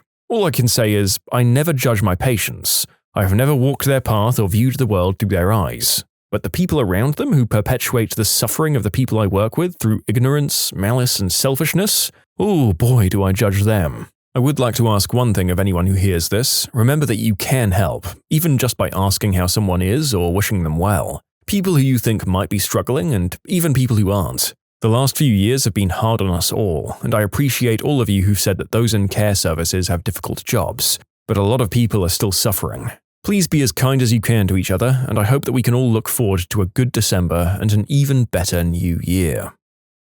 During my training, I was asked how you'd feel if a client were to come to you and admitted they had an overwhelming predilection and were on the verge of committing seriously horrific acts, especially those concerning minors. Could you see that person as another human being that needed help, or were your personal feelings about the abhorrent behavior too strong?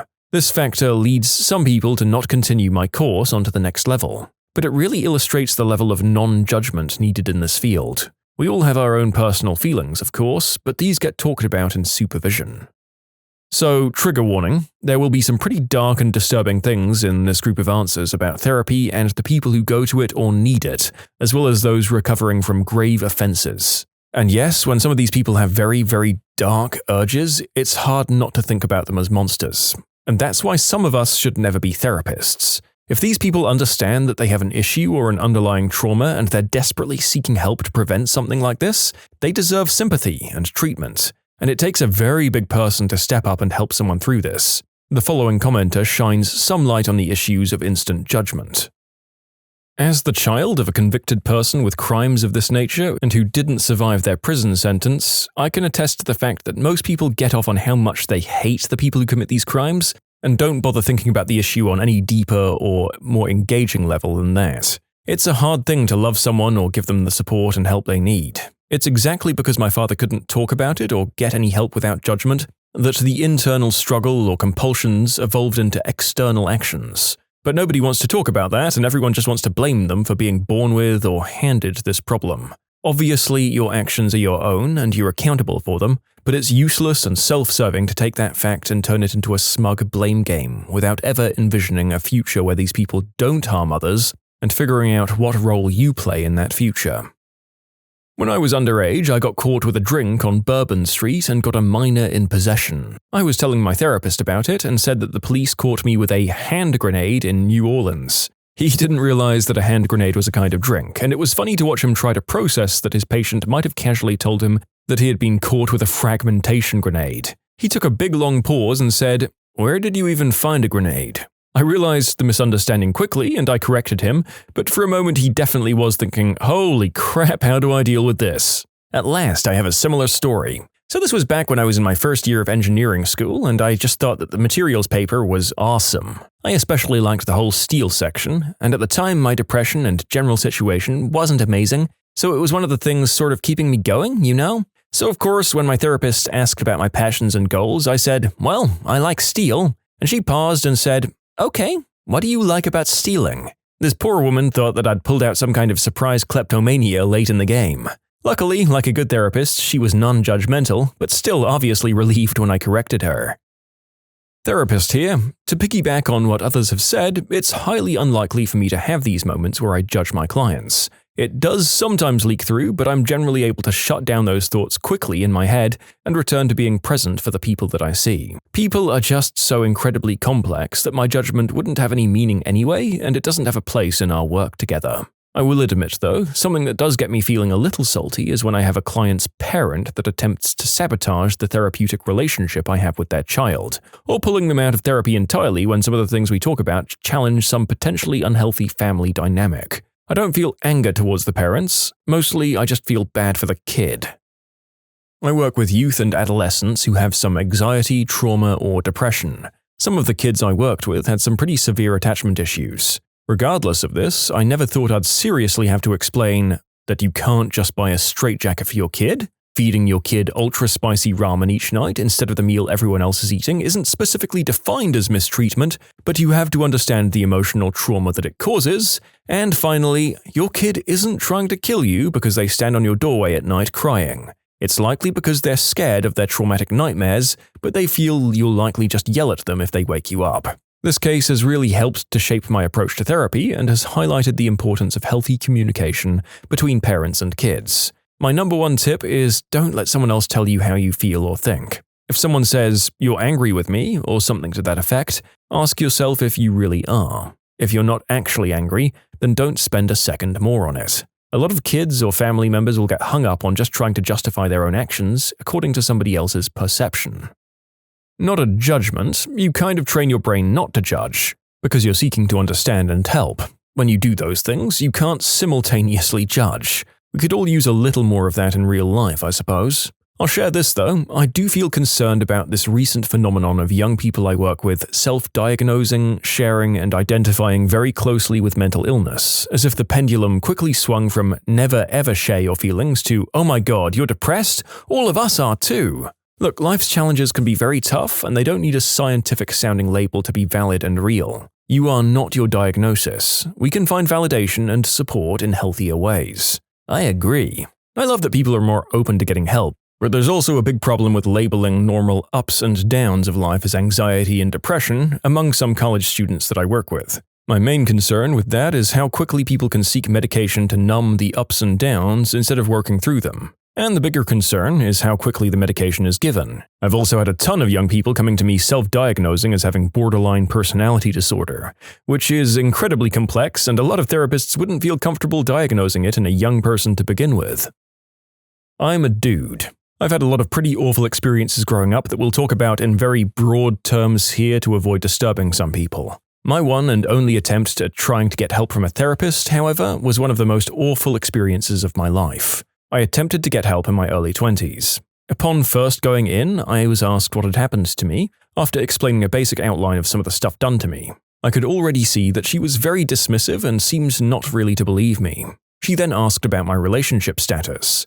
At the time, I was in a long-term relationship with a woman who had 2 kids, both boys. Upon finding this out, she immediately demanded the name and address of my girlfriend, the names of the kids, and said she'd immediately be getting in touch with social services to ensure that I wasn't mistreating them.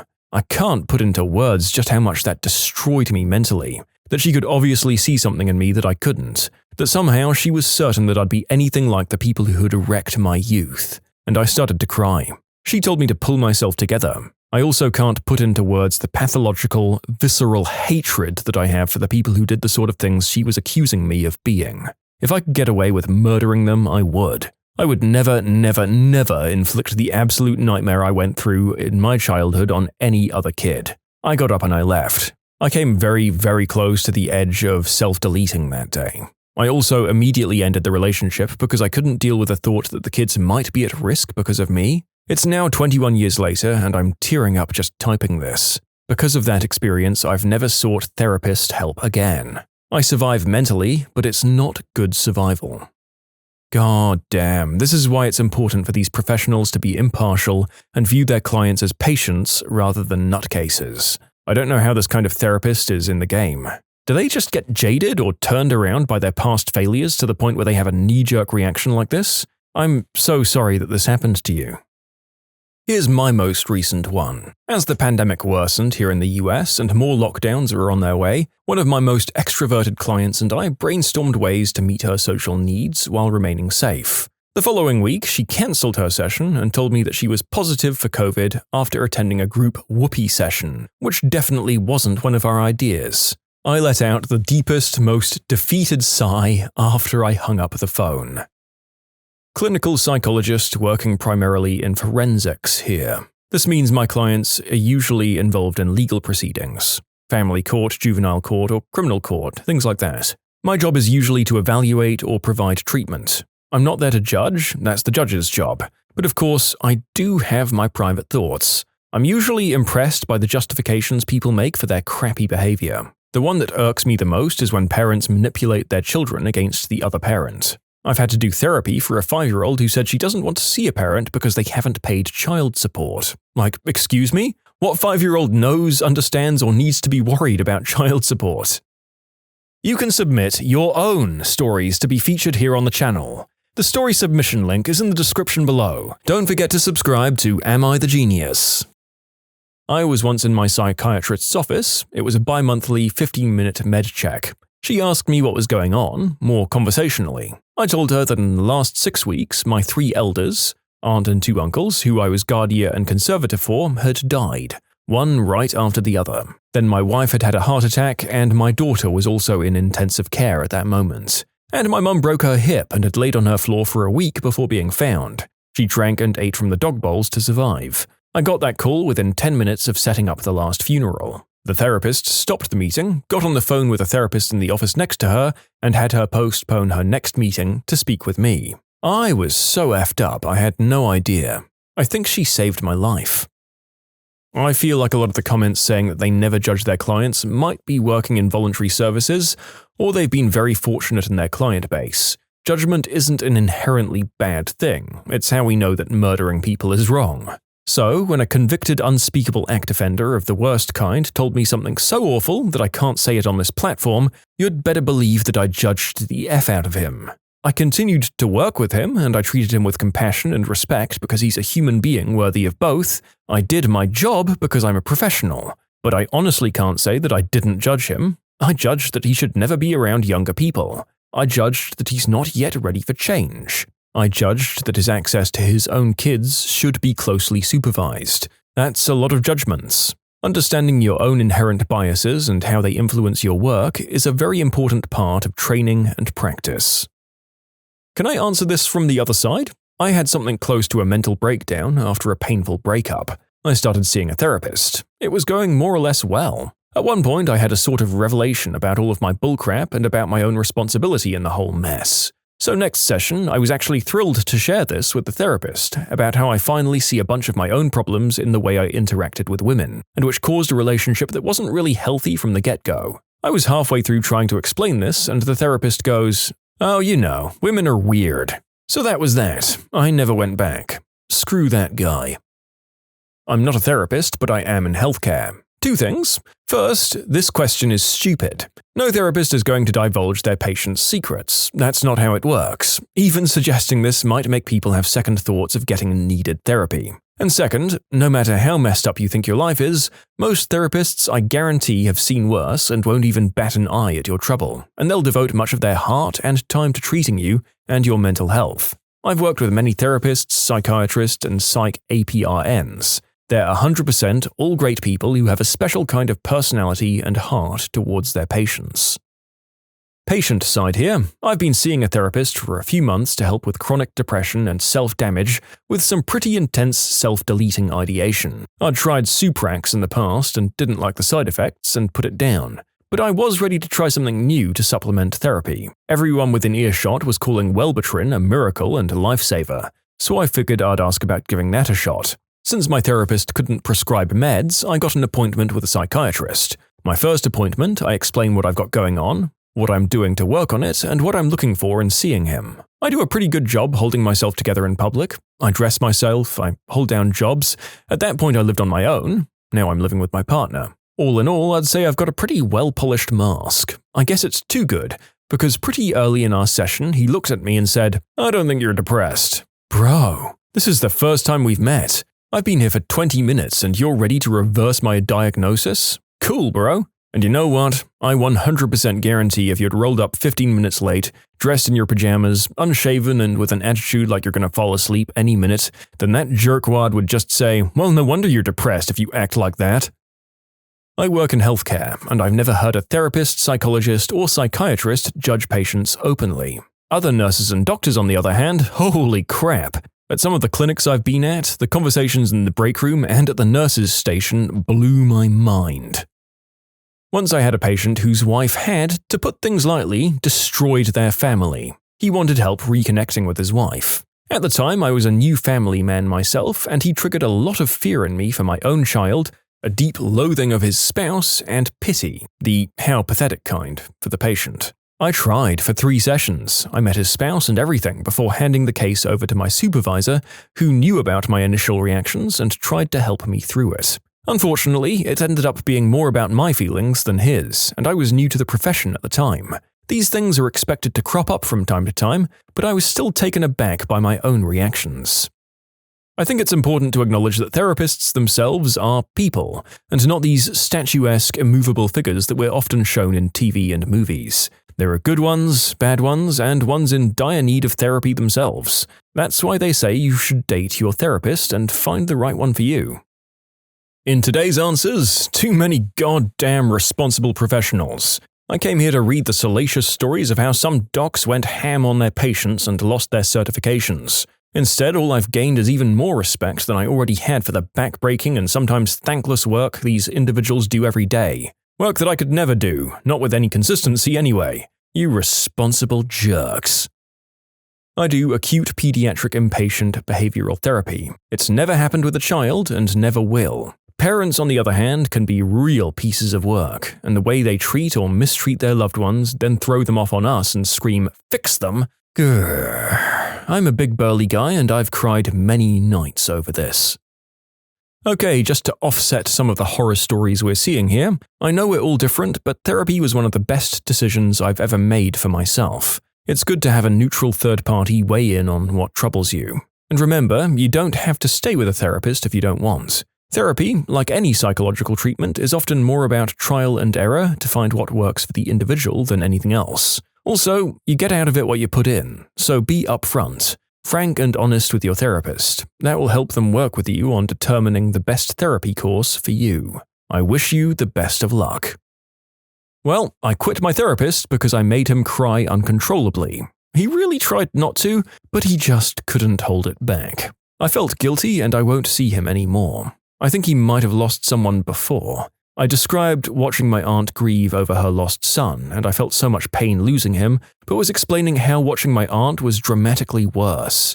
The details about her is what made him lose it. I could tell he was reliving something inside his own head. That sucks and shouldn't happen, but therapists are only human as well. Remember that.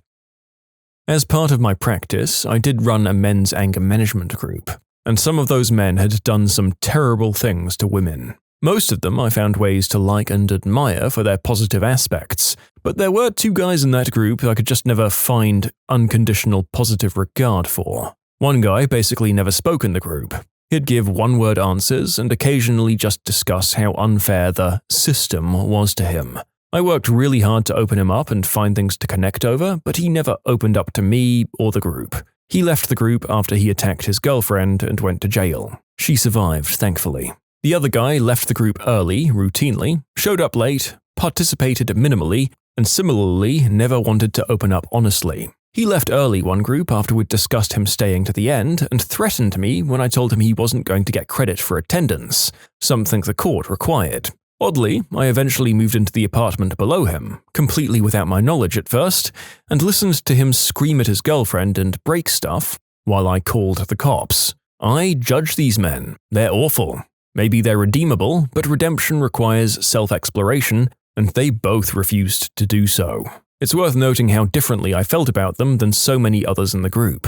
Men I always found ways to help and admire and respect, even in spite of their behavior in the past. I'm not a therapist, but a patient. Me and my fiancé at the time went in to see if we could figure out how to make things work after he attacked me. After our relationship history came out and I divulged his infidelity, the therapist basically said, "No, there's no hope. You need to get help for yourself so you can get the courage to leave and end this." I was real angry at the time, but that therapist knew there was no point because my partner was as screwed up as it gets. Teachers still talk about them, the most unhinged kid in every school. In 8th grade, I was eating lunch across from this very strange kid. I remember him picking up his milk with both hands and squeezing it as hard as he could. Then it popped and got all over him, and his reaction was a disappointed look on his face, followed by, "Oh man." One time at band camp, yeah, I know. A kid started having an asthma attack, and as the counselors were helping him, he started shouting, "This wasn't supposed to happen until Thursday." I still think about that very frequently. As a person with asthma, he was either going to force an attack on Thursday, or after a while you can kind of tell a few days in advance if you might have one. The conversation turned to the subject of expelling air out of one's butt amongst the 7th grade girls. The new girl, short and squat, and as of yet silent, shook her head and stated, "I ain't never pooted in my whole life." It echoes in my head regularly to this day. I also say it whenever I'm accused of farting because it's hilarious. When I was in high school, a kid was tickling his pickle in one of the stalls in the bathroom. Then another kid went into the bathroom and recorded him from the next stall over. The video went around, and the kid that recorded it got in legal trouble because the kid cranking it was a minor. Oof. In 5th grade, the one weird kid bought in a shoebox for no apparent reason. He went around claiming it was a uranium bomb. Although we knew it was pure bullcrap, the teacher sent him to the principal's office, and the dude got in major trouble for a, quote, bomb threat. This was in elementary school. He got caught stealing from the teacher's assortment of goodies that she gave away once a week to students. She chose students randomly based on a raffle system where you had more tickets if you were well behaved. After a huge mess of him crying and trying to say that it wasn't him, he asked to be excused to the bathroom where he was gone for a solid 30 minutes. The teacher got concerned, and upon checking the bathroom sign-out sheet, we discovered he wrote for the sign-in time, "Never coming back." So one of us went to check the bathroom and he wasn't there. The teacher tells the principal what happened and the police are called in. The cops had a helicopter flying by and a couple of cars. They eventually just found him walking home. Honestly, the fact that this state of affairs began with candy theft and ended with police helicopters really speaks to how well-funded and underused the cops in this place were. I was in art class, and this kid goes, "Hey, check this out," sticks a middle finger down his throat and then throws up all over the table. What? 8th grade life skills class. Teacher brought in a rubber adult toy, new in the packaging, to pass around the class. The toy gets to the class clown kid, he wobbles the member-shaped piece of silicone back and forth and then sniffs it and asks the teacher why it smells fishy. Needless to say, I've never seen a kid run out of class so quick. I used an Apple remote back in the 2009 times to continually play the "Sucking on My Chesty Bits" song on our history teacher's computer. She'd walk away and the beat would start. She'd run to the computer and he'd pause it. She'd walk away and he'd hit play. It went on for like 20 minutes until she unplugged the computer. I brought a crossbow in and stuck a bolt in someone with it because that person gave the police a statement about him stalking girls. That was very messed up. Has a police report about him committing a crime. Decides to commit another crime, which gave the cops a statement. How well did that work out for you, pal? A science teacher in my school was cool if a little weird, and not in a creepy predatory type of way. His room was always open for the kids to hang out in. He spent a lot of his own time, and I suspect money, managing an animal club, which the kids were responsible for looking after. We had hundreds of different animals, from hissing cockroaches to snakes to a 3-foot iguana, mice to chipmunks to chinchillas. He also liked to tell cool stories about his life, such as the pigs that he kept, Rasher and Bacon, his caving experiences, sailing experiences, that kind of stuff. He had to spend his own time helping students that were struggling and gave them extra tutoring if warranted. However, he never tolerated laziness or attitudes, and he'd call out students that couldn't be bothered, which is where this kid comes in. This kid made a comic book depicting the science teacher committing the unspeakable act while saying his little catchphrases. It was found and brought to said science teacher's attention. A meeting happened with the senior management in the school where they brought the kid's mum, and the teacher in. This 6-foot massive teacher with a huge ginger beard cried and said he'd never experienced anything like it in his life before now. Even the rest of us hated this kid for what happened, and at that age we were really immature. Some girl changed her tampon in the middle of class in 7th grade. I mean, girls at my school would do this until they ended the 2 bathroom breaks a semester limit, but that was more of a protest thing. In middle school, there was this girl whose long hair kept spilling onto my desk. I asked for her to move her seat or her hair, and she turned around and frickin' hissed at me. Couple of weird goth kids hid behind the bleachers during gym class and stuck chili flakes in their wee-wee holes. Not sure what kind of pain for pleasure they were going for, but they both had to leave school early because of it. He saved up his pee for a whole week or month, I forget, and then he sprayed it on all of the handrails at school. Eventually, he was ratted out by someone, and the VP came to get him in my homeroom class and confronted him and our teacher about the accusations. He said it was just apple juice and he was just joking about it, and right when the teacher went to sniff and take a sip from the bottle, he yells, all right, it's pee." Stole around a dozen textbooks, brought them into the boys' washroom, and burned them, setting the whole washroom on fire. One of my female peers got arrested coming out of school one day when I was a senior. Nobody really knew why. Then a few weeks later it turned out she was a madam, or female pimp, and was running a business with some of the other girls. In the first grade, a kid next to me was chewing on a pen and it ended up exploding in his mouth. Raised his hand to go to the bathroom. When the teacher called on him, he went to open his mouth to ask to go to the bathroom, and the ink just started pouring out. Kid was caught furiously cranking it in the bathroom in 6th grade and gained the nickname Spanky until high school graduation. He did a lot of strange things, but the one I'll never forget is he stuck his pinky in a pencil sharpener that year and turned the crank as hard as he could. Went around showing other students pictures from a murder and laughing while showing them. Then hung a Freddy Krueger mask on his locker with a note complaining about not getting attention.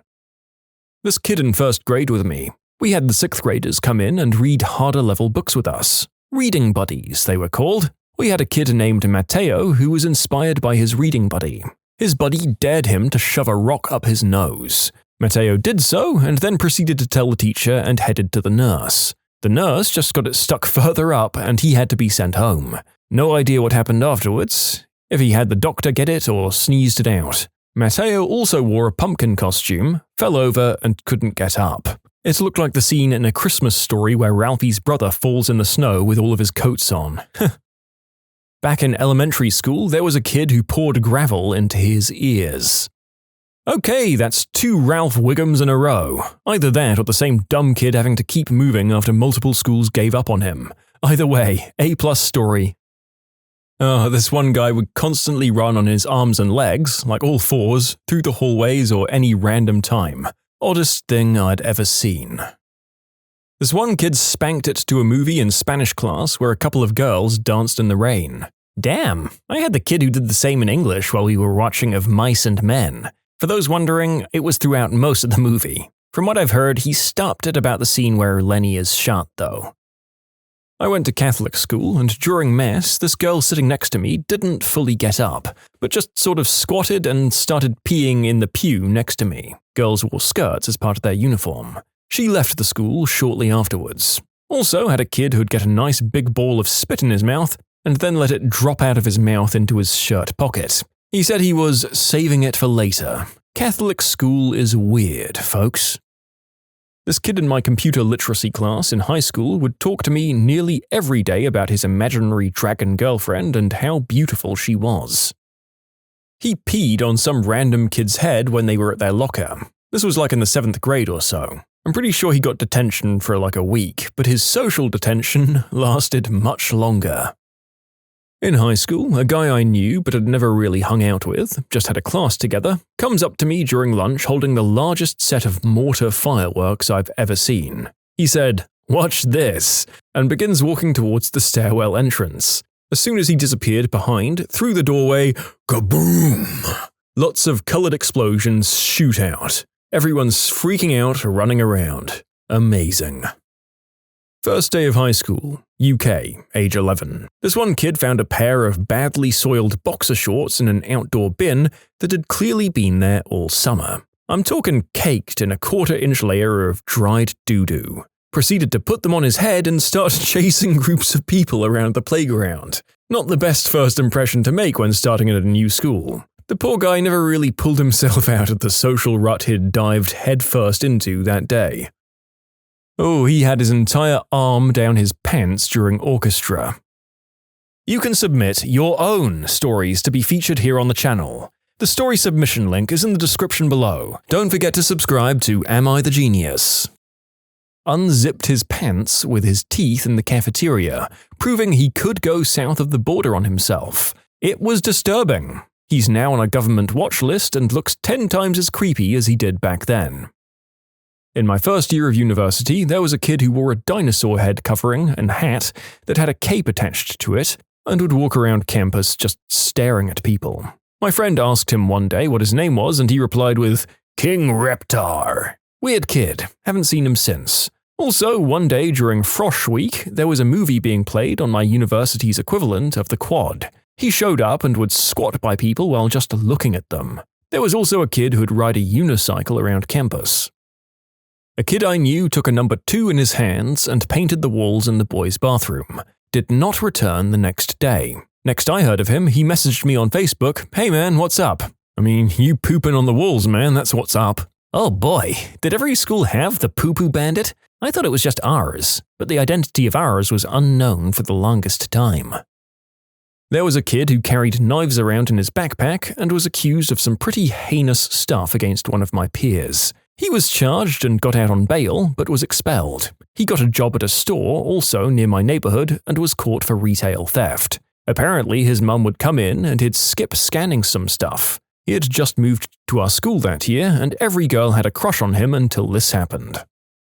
This one threw a desk at my teacher, and it ended up hitting another student. I had a desk thrown at me in 10th grade. The same. Mine was a rager. He wrapped himself around a telephone pole on a motorcycle the year after that.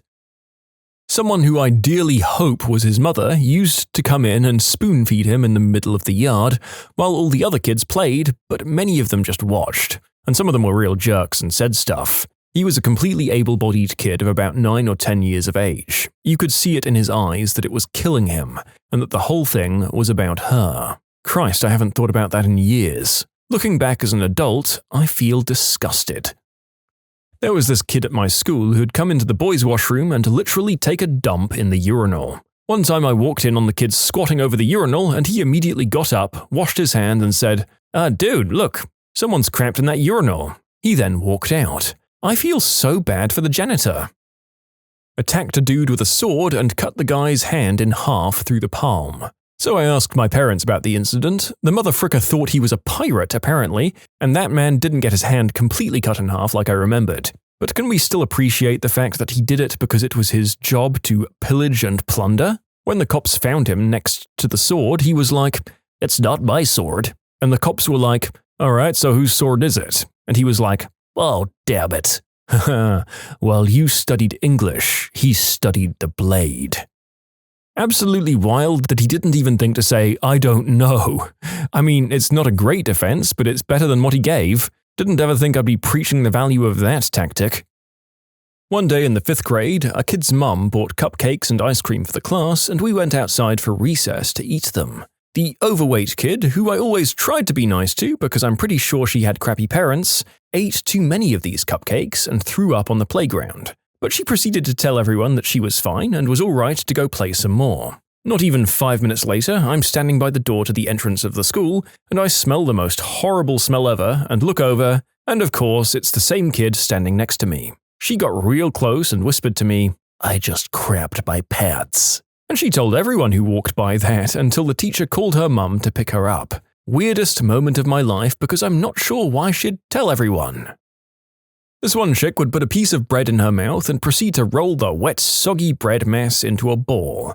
She'd then take the ball out and look at it, put it back in her mouth, over and over again, for all of lunch break. That kid, in our German class, was arguing with the teacher about how he doesn't want to study anymore. Didn't hear the whole conversation, but one brilliant quote I heard loosely translates to, "I'm a god, I can delete you." We were 14 at the time. First day of 1st grade, a kid shoved a pencil through his own hand and then just calmly told the teacher and got escorted out of the room. He never came back. This kid used to drink cups of ranch dressing at lunch and nothing else. He'd have 15 to 20 of these little ketchup cups loaded on his tray and he'd start slurping them down. I'm pretty sure he had some kind of mental disability, so I don't want to rag on him too hard, but just watching him do that every day turned me off ranch for a few years. This guy would just combine all of his food at lunch, including the drink, into a weird soup and eat it like that, no matter what we were eating. My high school had a kid that did this, but it was apparently to soften everything up because he had cavities so bad that chewing anything was painful for him, and his parents refused to get him to a dentist. On a happy note, his senior year he went to live with his aunt, who I'm pretty sure got him to the dentist because our senior year he started eating soft foods without the mush. One guy threw the Wi-Fi router in the library into a wall and broke it. We got a better one after that though, so we all called him Wi-Fi Jesus. In my high school's Mac lab, the admin computer had a feature that let all of the other iMacs be taken control of at the same time to mirror whatever the admin computer displayed. This was often used to show instructions more easily for in-class computer assignments. The teacher forgot to lock the admin computer during a washroom break, so one kid seized the opportunity to access the mode I mentioned just now and rickrolled the whole lab, using one of those sites that makes the browser jump all over the screen. It started right before the teacher came back. The teacher wasn't very savvy with computers, so she got very agitated and had to call the IT guy for help. And I'm pretty sure I briefly became that kid in my own way. I used to be very afraid of using the school washroom for crapping, and one time I crapped my shorts in class because I couldn't hold it for any longer. Since I was wearing shorts, the crap ran down my legs onto the floor. We had one kid who edited the slides to a song we had to sing during our weekly school assembly. The song was Winter Wonderland, and he edited the last line in the chorus to say, "Walking in a winter effing land." And the teachers cut the music as soon as they saw the slide containing that lyric. It wasn't really that funny, I'd say, but I had to give the guy credit for having the brass pair to do it. In high school, this kid was obsessed with the band Kiss. He would somehow suck on his gums or something and make his mouth bleed so that he could spit out blood and stick his tongue out. Not really sure what happened to that kid and his talent. A kid in grade 10 crapped himself while doing one pull-up. He walked around in a black extra-wide Jinko bondage pants with a ripped-up fishnet shirt and black singlet, cat ears, and a hot pink cat collar that his girlfriend attached a leash to and led him around with in the hallway. He also had black emo hair and wore lots of eyeliner. That guy was just living his life with his whole pet play thing on full display. Of course, everyone teased the heck out of him for it, but he gave 0 Fs. You do you, emo cat boy. Yeah, you know what? This guy and his partner weren't hurting anyone, apart from potentially each other in a safe and consensual way, so as far as I'm concerned, they can go hard. Gotta respect someone who does no harm and doesn't give a crap what anyone else thinks. We were in 4th grade. This girl, who was really quiet, would eat from the trash and go from table to table looking for food. She was kind of fat. I was in the same bus route as her. She lived in a beautiful historic house, and they were not poor. We met again in high school. I just said hi to her and wished her a good school year. Later, the principal called me to her office because this girl said I was bullying her. I was so shocked. I'd never been mean, and I was pretty naive, so my principal believed me. After this, that girl would look at me as if I was prey to be cautious about.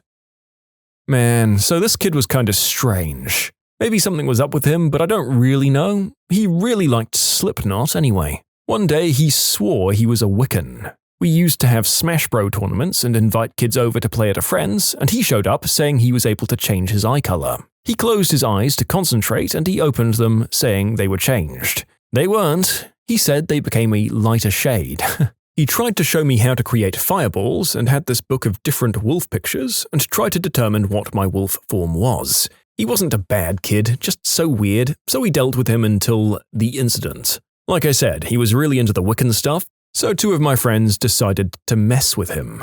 I guess you could say they were metalheads, and they had that look. Anyway, they told me they went up to him one day and revealed themselves as demons. One of them, let's call him Vince, said he reached out to him from the hallway and said, "Your soul is mine," and made gestures like he pulled his soul out of his body and buried it in the floor. So the kid freaks the F out and begs for his soul back, and my friends leave, thinking the dumb prank was over. Later that day, I get a knock on my front door and it's the kid. He has a pair of those sharp metal scissors in his hands and he looks frantic. He's aggressive and tells me he needs to go find Vince. He needs to kill Vince and get his soul back.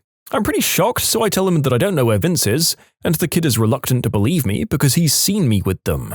He asked me if I knew they were demons, and I tell him I didn't know that. Anyway, I pretty much shut the door on him and he left hysterical. Supposedly, he was running around trying to find Vince to end him and retrieve his soul, but this kid was a pretty big kid, so somebody saw him running around in the street with scissors. We don't know what happened to him. Obviously, as an adult looking back, it was a messed up situation for the kid. Nobody expected such an episode back then. I do hope he's doing alright now. However, it was still weird as heck. Things that are totally normal in my country that shock the rest of the world. Calling a traffic light a robot. I moved to Namibia from Canada years ago, and people kept saying, "Oh, just head to the top of the hill and turn left at the robots." It took me about 3 months to stop looking for weird robot signs or statues, because that's what I figured they were getting at. Having spaghetti in McDonald's? Putting cable ties, branches, fake eyes and stuff on your helmets, buckets and hats in springtime to scare away the birds. Magpies are bloody vicious, mate. Bribing them with fairy bread works sometimes, eh? Apart from those jerks, Australia's not that dangerous. It is funny because I used to work with a bunch of Australians and people would ask about their wildlife trying to kill them, and when it got to the point when they'd become visibly irritated, I'd take the attention away by informing the group of all the things actually harmful in Arizona. I wish we could have a game of Australia or Arizona.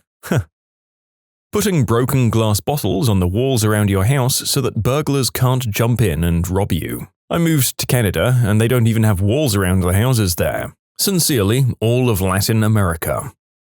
Blood pudding and fermented fish. Eating with our hands. In 1969, the same year that man landed on the moon, Miss Gloria Diaz coveted the Philippines' first Miss Universe crown. During the preliminary Q&A, she was asked, "Is it true that you Filipinos use your hands when you eat?" To which she replied, "Why? Do you use your feet?" and went on her way to win the crown. Those cracks that are just wide enough to be able to see in and out of public restroom stalls in the United States. It's weird, since many other countries enjoy the luxury of privacy. Tax not included in the advertised price. Whole restaurants cheering when a plate or glass is smashed. I'm talking about the UK. Once I was in a restaurant in Canada on holiday, and a waiter dropped a tray of glasses. The locals looked horrified when I jumped out of my seat screaming, "Way!" Okay, from my one main British friend, I 100% believe this one. Shouting, "Way!" is his standard response to most positive occurrences in his life, and I kind of love it. Going into the sauna undressed while sharing the sauna with men and women. Oh, and it's about Germany, but we do always welcome the Finnish. Origin of a welcome invitation. Vegemite. Leaving your baby alone outside for their nap, even if it rains or snows. My daughter was born in Copenhagen, Denmark. Frederiksberg, actually. We lived there for a few years after she was born. We learned from our Danish friends to let her sleep outside in the back garden of our flat in her pram during snowfalls. We kept an eye on her from the window. It was very soothing to her, and she'd sleep very soundly. Sometimes when we'd go out to check on her, we'd find her awake but quiet, just watching the snow falling around her. Some of my fondest memories of her time as a baby. A short while ago, they stopped selling alcohol after 10 p.m. At some stores, you couldn't even get non-alcoholic beer. What's weird though is that wine isn't considered an alcoholic drink, so you can buy it any time. Welcome to Moldova. Marrying someone without knowing them and only seeing their face once the marriage is agreed on. That the C word, the one that rhymes with bunt, is a term of endearment. In university, we thump our tables to applaud our professors instead of actually applauding. Or we stay silent. During my exchange semester, everyone not from Germany was looking at me confused as to why I was smashing the table like a gorilla. Strangers sitting totally undressed, skin to skin in a steamy room heated from 80 to 100 degrees Celsius, and us having competitions on who can last the longest in there. And as a consequence of that, having seen 90% of my friends and co-workers in the buck, regardless of gender. We have matrimonial ads in newspapers and sites to find grooms and brides, which I don't think happens in Western countries, and they find it strange. The ads are mostly published by parents. It's like Tinder supervised by parents. In the Philippines, it would be people living with their parents. Everybody I know whose parents' homes are in the cities choose to live there. With the relatively low-waged cost of living ratio, it's not unusual for married couples to share houses with their in-laws. I work remote and I still live with my parents and pay zero rent. Of course, I pay all the bills, feed them, and do all of the home repairs and chores. In my friend's country, Easter is when gangs of boys roam the countryside, pouring water over the girls and whacking them, gently, with sticks. The girls then have to thank them for it. I thought that was pretty weird. It's Slovakia, by the way. Oh, right. Some drunken old guy hit my butt with a stick in Prague on Easter 2 years ago, and that kind of explains it, I hope. Eating biscuits and gravy. I travelled to the UK and told them that biscuits and gravy is a very common breakfast food, and as you would expect, they were highly confused. Biscuit equals cookie across the pond. Why we would take something sweet and cover it in gravy was a matter of great confusion and concern to them. They were also quite surprised that the gravy we use has sausage in it and is white. Legal drinking age of beer and wine is 16. Eating pasta all day, every day. Yes, I'm Italian. I mean, everyone rags on the US for using imperial, but can we talk for a second about how weird we are here in the UK for using both inconsistently? You buy a pint of milk or beer, but a litre of Coke and 25 mils of whiskey. People know how many miles to the gallon their cars get, but you buy fuel at pence per litre. You watch the weather forecast and the temperature is in Celsius, but the wind speed is in miles per hour, and most people can tell you their weight in kilograms and their height in feet. And if they can't give you kilograms, they can probably give you stone instead, which nobody uses as a unit of measurement, probably because of the confusion between the currency pound and the weight. It is a glorious mess. Canada has the same problem. Distance is measured in metric, but height and weight is in imperial. There's lots of other cases. Sorry. Washing your butthole after taking a crap. Putting chips in our burgers. I'm referring to the British version. Fries in America, but fatter. Drinking beer before 12 o'clock and seeing it as part of the culture.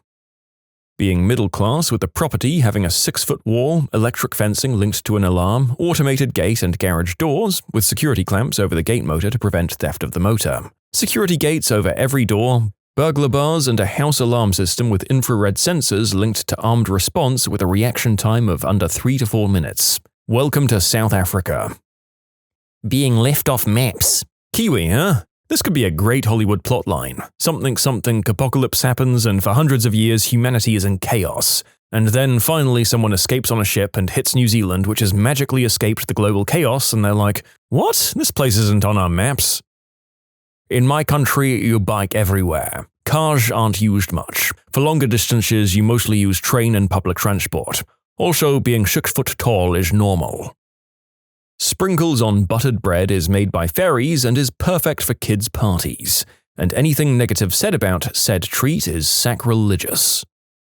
I don't know why, but teenagers from my country, Vietnam, like to put hot sauce on everything, like pizzas, chips, by which I mean French fries, spaghetti, rice, cakes, hamburgers, anything you can think of. My husband's been Vietnamese this whole time?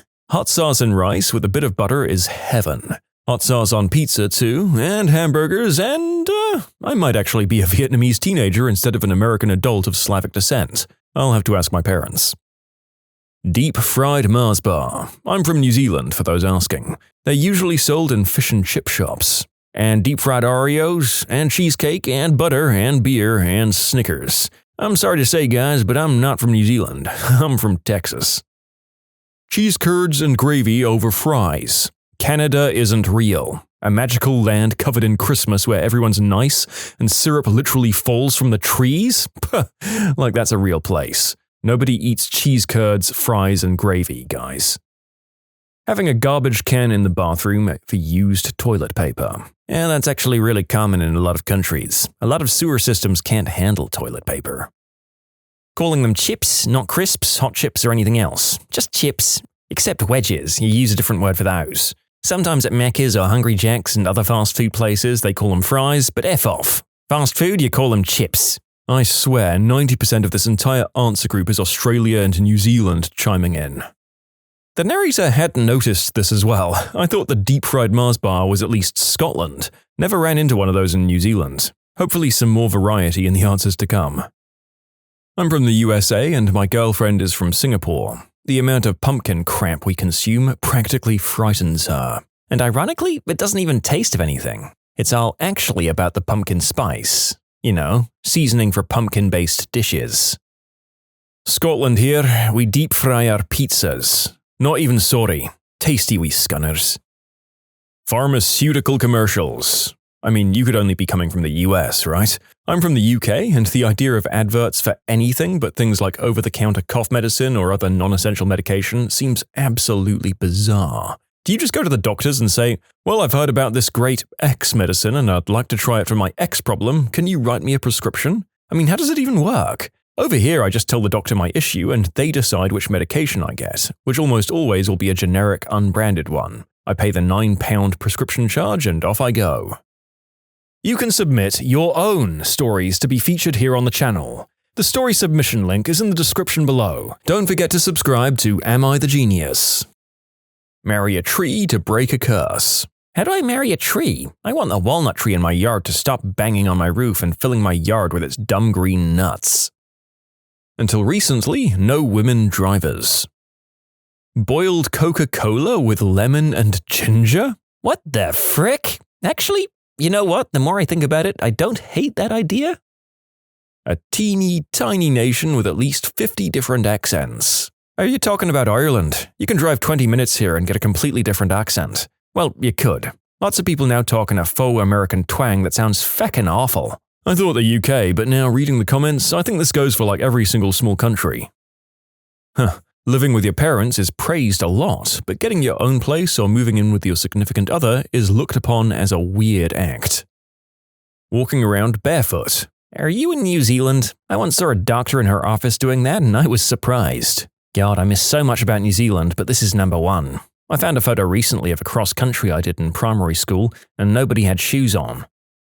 Bears on motorcycles driving on the roads, drinking vodka and playing balalaikas. I've got you. What I said was untrue. Russia doesn't have roads. So much water in the toilets. I mean, it's not arbitrary. There are two completely different flushing mechanisms for toilets. There's a kind where it dumps the contents of the cistern down a pipe at the back, and the force of it sucks the water out of the bowl. And then there's the kind that dumps water into the bowl directly to force the contents down the pipe. You need a lot more water in the bowl for the first type, which is more common in America, while the second needs only a little and is more common in Europe. There's advantages to both. The American style is quieter, smells less, and the toilet needs cleaning less, while the European style doesn't have splashback, clogs far less often, and generally doesn't overflow if it does. Eating with bare hands. I have two to share since I'm half, and I get to see those every year.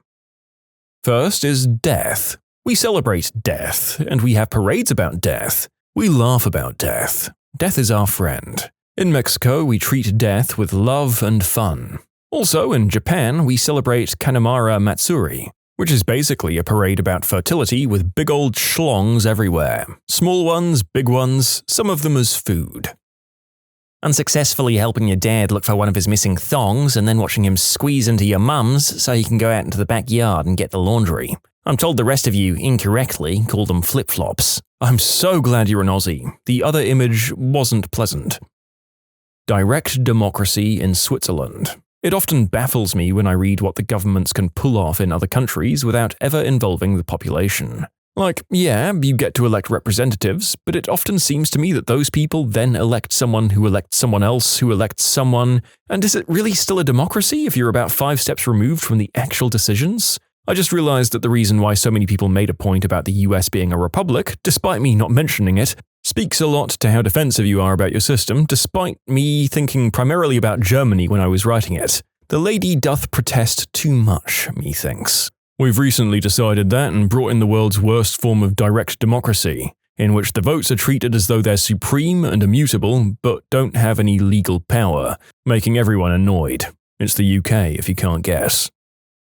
American coinage doesn't have numbers on it. If you see a €1 coin, it has a 1 on it. Seems reasonable enough, right? In America, it's just words. Seems like a mean troll on foreigners that can't read our coins. I know the dead presidents on the coins, so it doesn't bother me, But if I went to another country and they insisted upon making me read to use their money, I'd probably be teed off.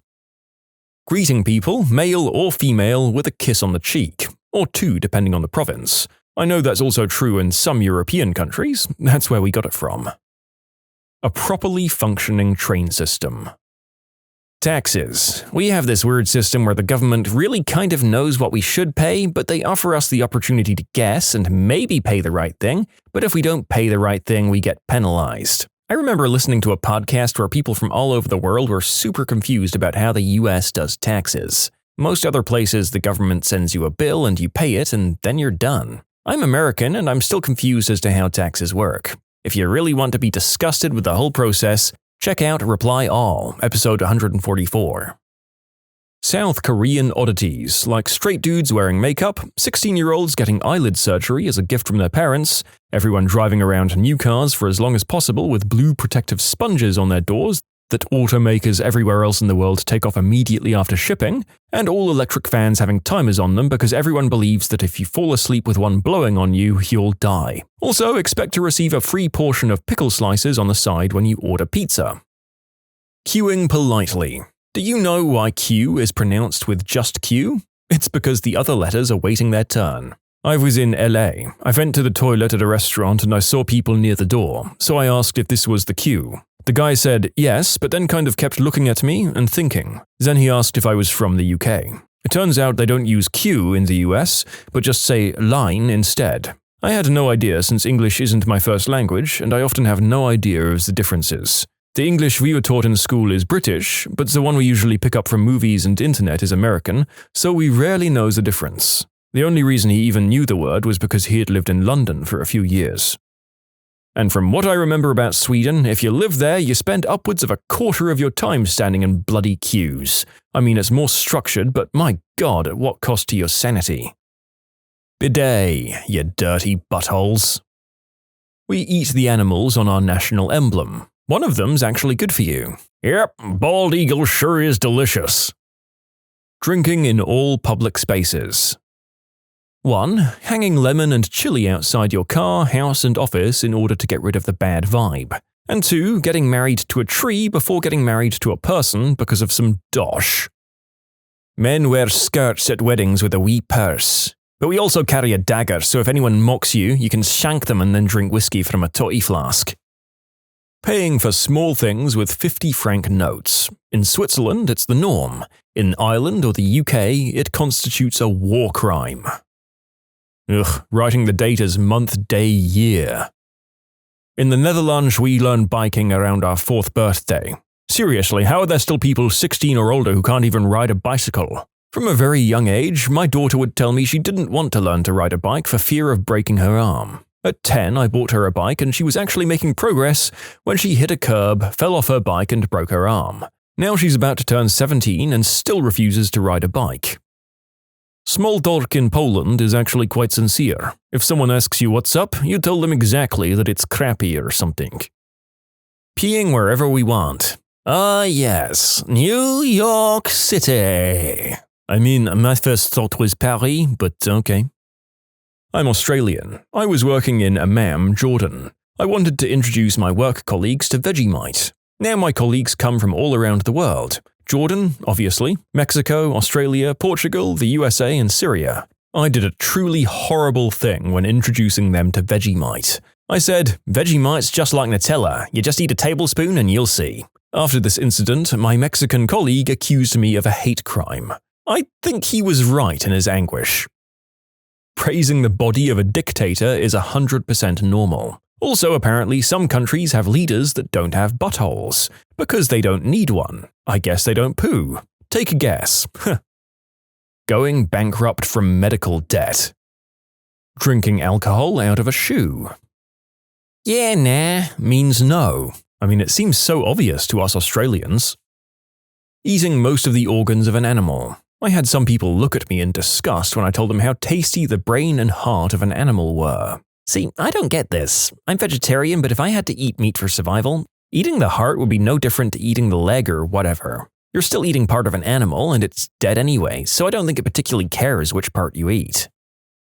In the Netherlands, we have a tradition where we celebrate St. Nicholas coming to our country in his steamboat. With him, he brings his presents, treats, a white horse, and black people. Yes, this is a colonial tradition and probably quite problematic. In the amended law, although we don't know where they originally came from, they're always jolly and cheerful, and at night they'll climb through the chimney, which is why they become black.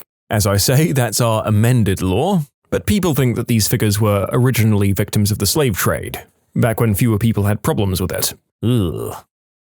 On Valentine's Day, men don't give any gifts. Only women give gifts, they only give them to men. It's always chocolate, and they get it for all the men in their lives, including their co-workers. Then there's a day on the 14th of March where the men reciprocate. The gifts are only from men to women this time, and are chocolate or jewelry or nice clothes, and the amount spent is directly related to the amount of chocolate received.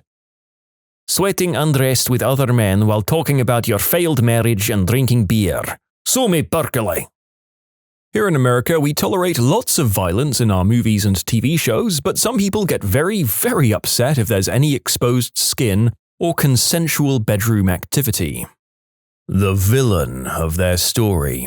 Or how I ruined someone's entire future without even meaning to. My coworker would always talk about how, Jessica and I were going to go here, or Jessica and I went there, or Jess and I got up to this, that, or the other. One day I ran into him and his wife in the wild. He introduced her only as my wife. I of course said, "Oh, Jessica, it's nice to meet you. I've heard so much about you." Gentle listener, his wife's name was not Jessica. I feel nothing about this, by the way. He shouldn't have been cheating on his wife. But you know what? If you're going to do that, you shouldn't spend years telling me about Jessica and then introduce your wife only as my wife. Big moving day on a busy road a while ago. Lots of moving parts, permits, store downstairs, reserved parking, just an incredibly stressful amount of management. When the day comes, me and my roomies were incredibly stressed, because if one thing goes wrong, the whole house of cards collapses. It seemed, however, to be smooth sailing. The only thing that was annoying was that cars kept parking on our reserved space before we got our moving vans there. Most of them left numbers that we could call, so we did, and they'd usually leave. Right before my dad was supposed to show up, 4 cars park in the reserved spot. They'd left no phone number for us. Their owners weren't even in sight. There was no way for me to get any of these cars out of there. To be clear, this meant that there was nowhere for my dad to park the moving van in this incredibly busy road. If he couldn't, we couldn't move stuff, which was completely blocking the already very tight hallway and first part of the stairwell. Moving my stuff back up 4 floors was out of the question. I had like 40 minutes to solve this, so I just called the cops. They showed up within 15 minutes, start writing down fines, and told me they'll get a tow truck. Half an hour later, the tow truck shows up along with a couple of the car's owners. Big arguments between the cops and the owners. All of a sudden, reinforcements show up, like 6 other cops. Apparently, they'd seen substances laying in one of the cars that was illegally parked there, and the guy seemed to be working in the shisha bar across the street. So, they detain the guy with illegal substances and wait around for an hour to get a warrant to raid the frickin' shisha place. Meanwhile, one cop is holding back traffic, including trams in 2 directions, so that my dad can parallel park the van. Other civilians are still arguing. It's frickin' chaos, and I'm just standing there so frickin' stressed out about what's going on. Suddenly, one of the cops asks me if the sandwich place downstairs in the building always has their outdoor seating out like they do when they were there. Apparently, that's also illegal, so they start getting into that. 4 people get pretty big fines and towing costs. The sandwich place has no more outdoor seating, and the shisha place is closed, and I'm sure the smack dealer was arrested, just because they parked in my spot. Hey, have you ever been at a job at like a boring meeting or something, and then someone says by the way, that then goes on to derail your entire working day with extra urgent tasks and stresses you the heck out? That's kind of the scaled down equivalent to the level of casual destruction you inflicted on your street. And it's absolutely amazing. I bet you're glad you don't live there now. I was working for a federal program, and I had a boss who hired her sister without disclosing to higher-ups that it was her sister, which, by the way, is a disclosure required by our program. The boss then paid the sister twice the usual rate for the job, and the sister was logging a lot of extra work hours that she hadn't actually been working. I only found out because my boss insisted I needed to do the timesheet inputs for her because she, the boss, couldn't be bothered. She told me to take any questions to my boss's boss and just left for the day. I noticed the discrepancy immediately and went to the boss's boss to let them know there was an issue with time tracking versus scheduling on the sister's timesheet, and I wanted to know what I should do. The whole sister thing was news to boss's boss, and then the discrepancy triggered an investigation that uncovered a whole bunch of other misuse of government funding. The boss lost her job, the FBI got involved, and the boss eventually ended up with some massive fines and jail time. Knowing what I know now, I would accidentally report her again. I've yet to find a story about someone ruining someone else's life on here. So far it's all, somebody was frantically screwing up their own life, and I accidentally shone a light on their behavior. I accidentally stumbled upon a $2.5 million Ponzi scheme when I was in finance. The person involved wound up self-deleting once the feds got involved. What made it even worse is that after I left the company, my old boss would reach out once in a while and he'd always bring it up. Hey, you remember the whole Ponzi scheme thing? Yeah, I do think about that person now and again. I do photography and videography at weddings. This particular wedding, half the guests spoke a language I'm not fluent in, and it was before AI translations existed. The mother of the bride said something derogatory about the groom's mum in her native language, and I included it in their video because she was smiling when she said it. Turns out the groom's mum spoke multiple languages. I wouldn't say you ruined anyone's life here. You were doing your job. The mother of the bride did that to herself. People know there's cameras and video being taken at weddings. Frankly, you might have done the mother of the groom a favor. Now she knows what the in-laws really think of her, and she can act accordingly. My good friend was scheduled to have surgery when it was discovered that she had an aneurysm. I was with her at the hospital with her family, and right before she was taken away, she handed me her phone and said she wanted me to keep it until she was in recovery. She ended up dying on the operating table. She was a heavy smoker for more than 20 years, and that doctor couldn't find any good tissue to graft to save her. I turned her phone back on and handed it to her husband. It was maybe 24 hours after her death when we discovered that she had been having an affair for years. She'd been embezzling money from the business to provide for her boyfriend and signed over a car to him that he was supposedly still paying for. Let me tell you, that broke all of us. I still have unresolved feelings towards her for putting me in that position. I think she knew I'd figure it out and expected me to cover for her. I love and I miss you, Amy, but you're a piece of crap for doing that to your family. I caught my brother-in-law committing unspeakable crimes against his family. He ended himself afterwards to avoid going to jail. I have no regrets. He'd been carrying on like that for 4 years before I caught him. His kids are grown now. Their lives are 100 times better with him gone. I'm grateful I caught him because we wouldn't have known otherwise because he threatened them all into silence. I was only 21 years old at the time of catching him.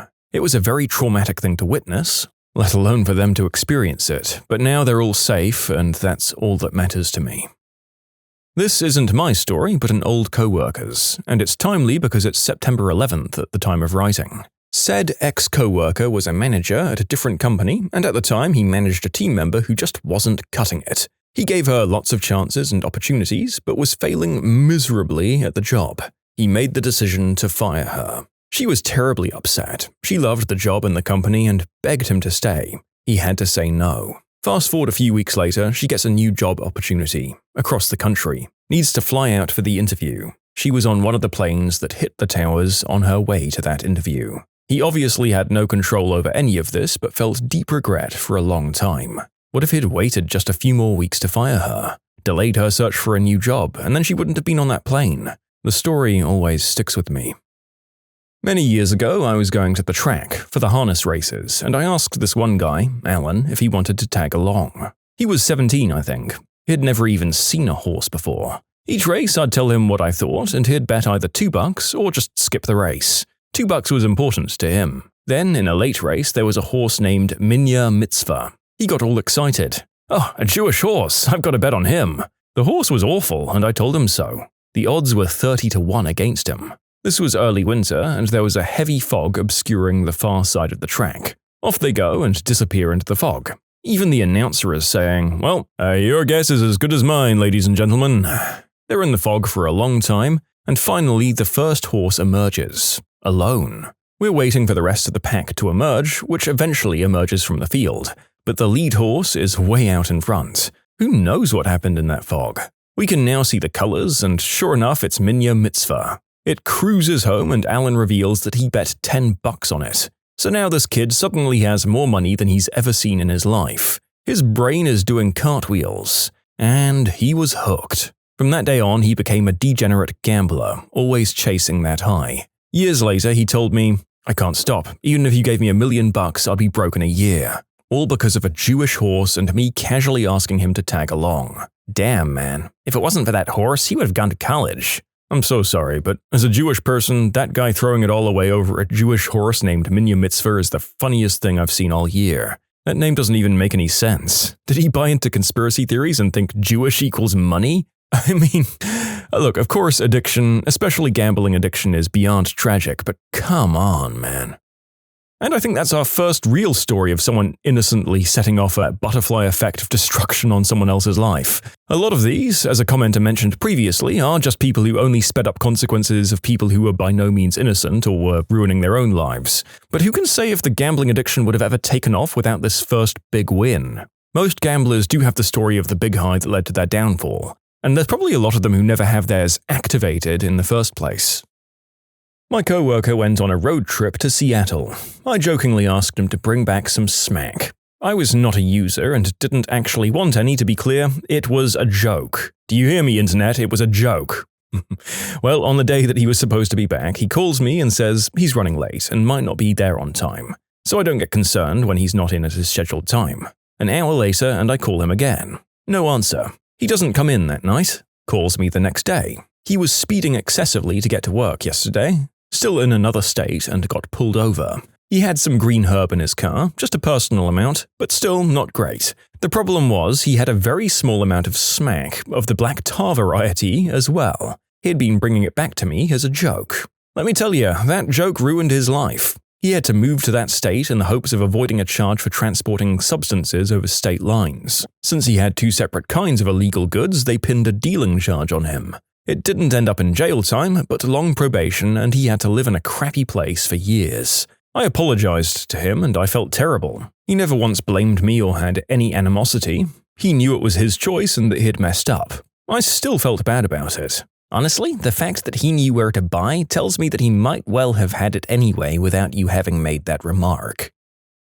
You can submit your own stories to be featured here on the channel. The story submission link is in the description below. Don't forget to subscribe to Am I the Genius?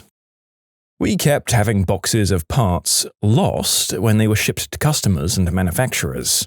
About 20 grand worth by one point. I was in charge of operations, so I had to figure it out and keep it quiet since we didn't know if it was one of our employees or not. I installed a GPS tracker in a box and had it ship like 5 times back and forth between 2 of our locations until I finally got it figured out. It was an orchestration between one of our employees and a FedEx driver. Long story short, our HR fired our employee and alerted FedEx, who did the same. Our company didn't press any civil charges, and the DA declined to prosecute because the evidence was very thin. I thought nothing of it for about 2 years, but then a fellow employee linked me to a news article that the former FedEx employee had recently died from substance overuse while homeless. I don't know if my solving our theft problem directly caused it, but I'm sure it contributed to their downward spiral. Hi, I just wanted to say that someone stealing from their workplace is pretty classic substance user behavior. It's very likely that this person had a substance issue that drove them to the behavior, and not the other way around. I hope you don't let that hang on yourself. I was a volunteer firefighter a while back. My pager went off for a medical assist. We often had to help ambulance with patient lifts and stuff. So I opted to give my spot on the truck to the rookie we had in training. Figured a lift assist so he could help with the guys and get that mental boost of being on the team. No big deal. Let me tell ya, I shouldn't have. Patient was an older guy who'd been smoking in his wheelchair, wearing synthetics with oxygen through nose. Caught fire. It was a lift assist to get the patient onto the helicopter. He didn't survive the flight. The rookie had to see that as his first call. He left the brigade shortly after. Some stuff you really can never unsee, and he was just a high schooler trying to do something good for the community. I hope he's okay these days. I've seen a lot that'll never leave me either, but I've come to accept that is how life and death can be. and I was prepared the moment the helmet came on for whatever came at me. For that kid, it was probably his first experience of that, and he was really unprepared for it. There are really some things you can't unsee and experiences you can't unlive. I once spent a night shift searching for a guy's fingers after he cut them off with a handheld bandsaw while working outside. It was fall and the temperatures dropped below zero at night, so if we found them within a reasonable period of time, they might have been salvageable. I wish that was my most messed up shift in oil country, but sadly, it wasn't. Mine was only temporary, luckily. I was looking after my friend's apartment while they were on vacation. There was building work outside and somebody hit the downpipe of the toilet, which broke the ceramic toilet bowl, flooding the bathroom. I cleaned it all up and then complained to the building management and asked for the toilet to be replaced before they got back, which set off a series of events that led to them being evicted. Turns out they were illegally subletting without knowing it. I felt like absolute crap at the time, but they ended up moving back to Australia because of it and living a good life there, so I'm okay with that now. When I was in high school, me and a friend of mine were trying to go to a Major League Baseball game. It was right before smartphones, and his car didn't have GPS, so we got lost going there. Lost touch with him a couple of years before seeing him at a house party, and I brought it up laughing about how he got lost. Turns out he didn't tell his parents where we were going. His mum saw the toll bills from where we got lost and thought that it was his dad using the car to cheat on her, and that his dad slept on the couch for a year before my friend realized our excursion was a contributing factor to his parents fighting. When he told me the story, it seemed like they'd reconciled, and I'm sure the toll bill wasn't the only thing going on, but it was pretty wild finding out that two dumb kids on a summer break trying to go to a baseball game played a part in a marriage potentially breaking down. I work in human resources, and way back when I was new and naive, I had a home address change request for an employee come across my desk. I couldn't read the handwriting and wanted to be sure that I put in the correct new address, so I called their house and their wife answered. I asked her about it, and much to my surprise, she said, "What the hell are you talking about?" The employee came up to me a few days later and said, "I didn't tell her I was moving out yet." Something similar happened to me. This one guest hadn't paid for his hotel room. The reminder letter we sent was ignored. In desperation, I Googled his name and city in the phone book. I found something and called. Yes, I'd gotten the right number because his wife picked up. She was very interested, and only at the end, when I could hear her getting angry at her husband and her telling me he'll have hell to pay, I realized that he must have had an affair or something and used the hotel for it. So when you have an affair, pay your hotel bill, folks. Yeah, that feels like a no-brainer, although at this stage in my life I'm no expert in extramarital affairs. But also, how did you let someone stay there without proper contact details or a phone number? In any case, well done on setting his wife free, I hope. I unknowingly introduced a really good friend to the most toxic person I've ever come across in my life. My college buddy, Chris, that's a fake name by the way, well, we both had a Thursday afternoon off and decided to hit up a happy hour. It was early, and there were only about a dozen people in the bar, including us and a group of 3 girls. One of the girls was 100% Chris's type. Tall, slim, dark hair, outgoing, but he was a shy guy and didn't have the courage to strike up a conversation. 30 minutes and some liquid courage later, I took it upon myself to start chatting with the girls and specifically introduced Chris to the tall, dark-haired girl Veronica, also a fake name for the purposes of this story. She and her friends were all single, our age, in a nursing program at a crosstown school, and seemed like nice girls. Chris, myself, and the girls ended up shutting down the bar that night, and by 10 p.m., Chris and Veronica were fully sucking face and acting like the rest of us didn't exist. I was happy for Chris, but I got a little nervous when they ended up leaving together, and her friends started joking about not knowing what he was in for.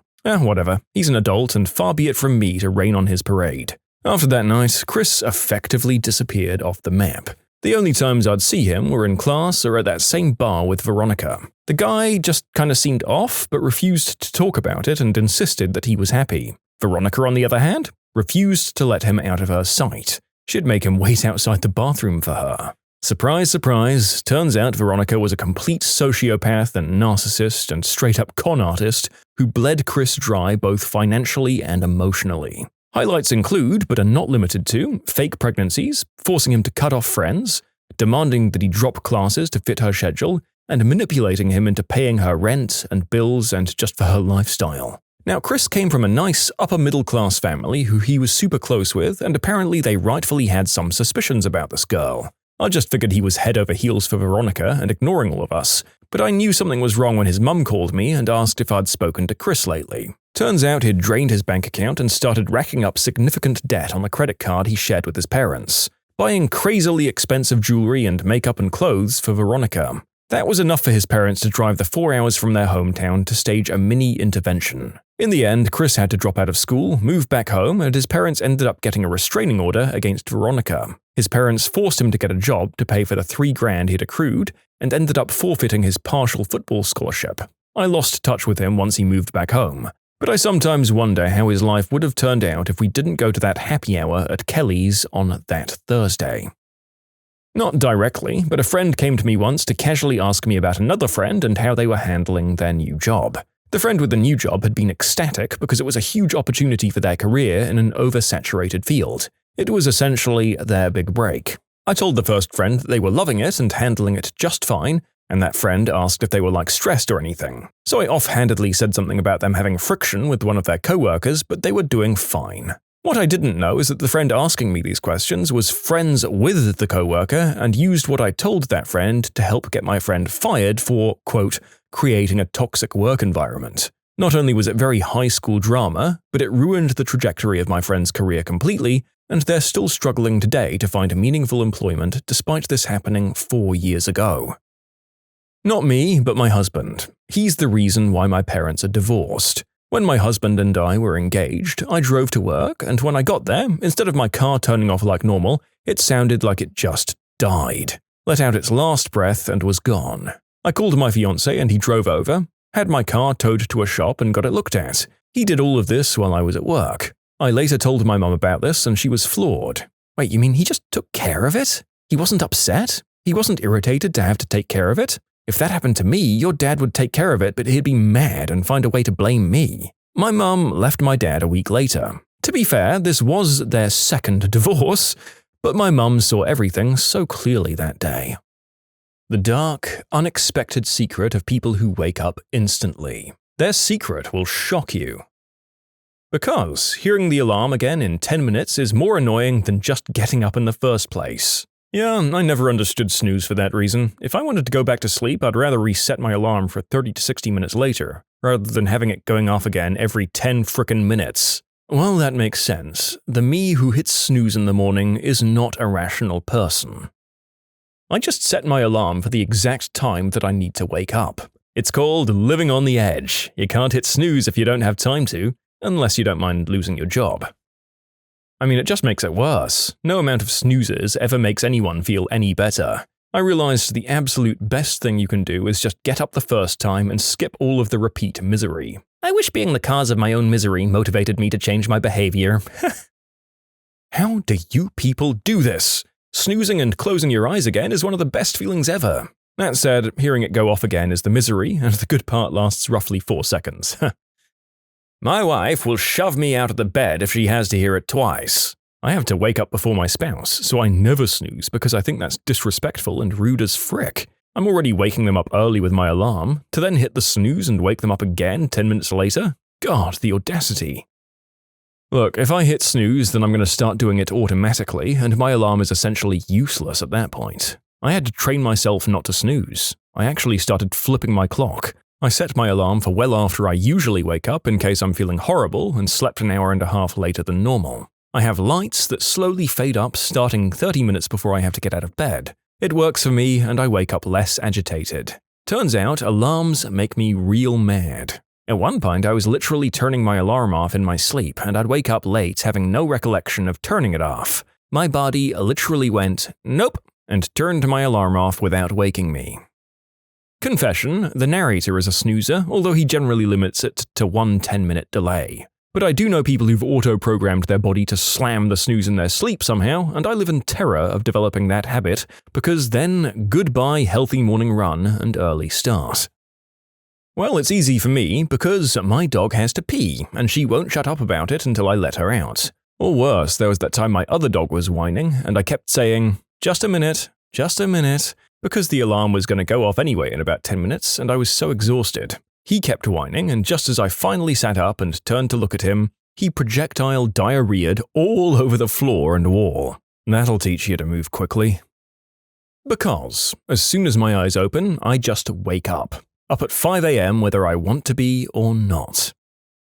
I have a 5-year-old human alarm clock who doesn't have a snooze function, sadly. I had a cat once that learned that they didn't get fed in the morning until after that first alarm went off. Kinda hard to stay in bed when you have a furry feline patting at your face and meowing constantly. Since my teens, I've always woken up about 1 or 2 minutes before my alarm. Doesn't matter what time I set it to, I just wake up beforehand. No idea how it works. Stopped thinking about it, to be honest. Same. I get anxiety knowing I'll be woken up from my alarm. It makes my sleep much worse when I set one. So I generally don't, except if I have an early flight or something. Want to know my secret? There's no need to put an alarm if your own mind is already putting you in panic mode well before the alarm goes off.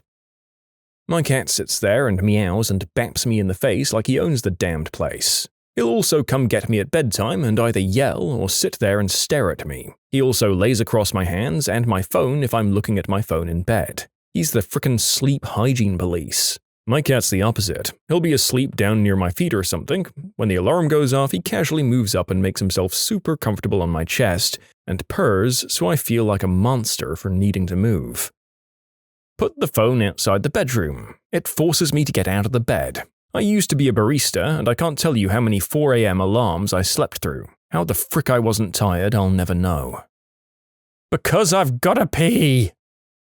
Just get up.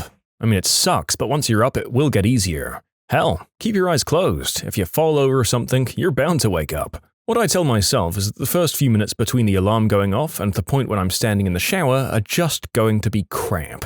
Delaying it for a few minutes won't change that. That's just how it is. So it's best to power through it and get to the point where you feel human again. If I hit snooze, then I'll be tired and groggy for the rest of the day. So I can either waste my whole day for 10 more minutes of sleep, or I force myself out of bed and give myself a few minutes of grogginess in exchange for a whole day of energy. When I frame it like that, the choice becomes easier. Sleep doctors hate this one weird trick, but you go to bed at a reasonable hour and wake up 7 to 8 hours later. I always set an alarm, but I'm awake before it 99% of the time. It's how I've always been. Even in high school, when my dad would wake me up for school before he'd leave for work, I'd hear him start to come up the stairs and just shout, "I'm awake!" and he'd retreat. Neither of my parents set alarms. They're always just up at the same time every morning. I'm very consistent with my sleep schedule as an adult because it's the only way I can function.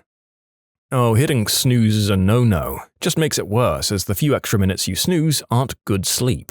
I put the alarm where I have to get out of bed to turn it off. It's just not a quality rest at that point.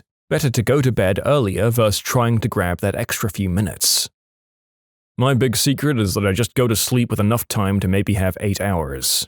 I'm totally like this. I need 7 or 8 hours and I'm up and ready to go, even if it's 6:30 a.m.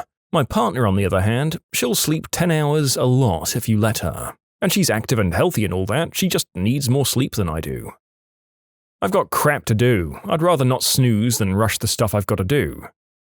Hey, you know what's worse than waking up? Waking up twice. I don't even set an alarm. I have a programmable thermostat which keeps my bedroom at 66 Fahrenheit at night, but kicks it up to 72 Fahrenheit at 5 a.m. By 6 a.m. it's too warm to sleep, and the fact that I keep extremely regular sleep hours, 9 p.m. to 5 a.m., means that my metabolism is perceivably ramping up by 5 a.m. I can actually feel my heart rate increase a bit. I'm not always the most disciplined person in the world, but I've learned that if I'm not disciplined about getting good sleep on a regular schedule, I will suffer for it. My secret to getting up early is work anxiety. It's great. Ugh. Training myself on a reverse alarm clock. I use a white noise clock app, so when the app alarms, it turns off the white noise, waking me up. It then slowly ramps up gentle music. I haven't woken up in a panic in a decade. The perks of being a terrible sleeper is I can get up pretty much any time with no issues. Hey, high five for the insomnia club. My secret is mostly my full bladder. I'm always awake before the alarm goes off anyway, and once I'm awake, I'm awake. I don't know whether to envy or pity you people. That said, I should probably reserve my pity for myself while I'm lying in bed being miserable because I need to wake up between my initial alarm and my main one. The secret is to be realistic about how much sleep you need and when you really need to be awake. That means going to bed or winding down early enough, as well as setting your alarm for the most realistic time that you'll need to be out of bed. One realistic alarm is much better than several unrealistic ones. Those several alarms just ruin the quality of that last bit of, quote, sleep anyway. You just get up. That's really all there is to it. Ha! Not only do I not hit the snooze button, but I don't even set the alarm. I wake up between 4:30 to 5 a.m. every morning whether I have to or not. I have no clue why it happens. Anger. I'm a morning person. I wake naturally at 5:30. Discipline. When the alarm goes off, I know it's go time. I don't set it earlier than I need to, so when it goes off, any snooze means I will be late. I quit drinking and started eating healthier and making sure I was getting plenty of sleep. Now I love my mornings. Just wake up. Wake up? Just wake up? Why don't I strap on my awake helmet and squeeze into a woke cannon and fire it off into a woken land, where being awake grows on awakes?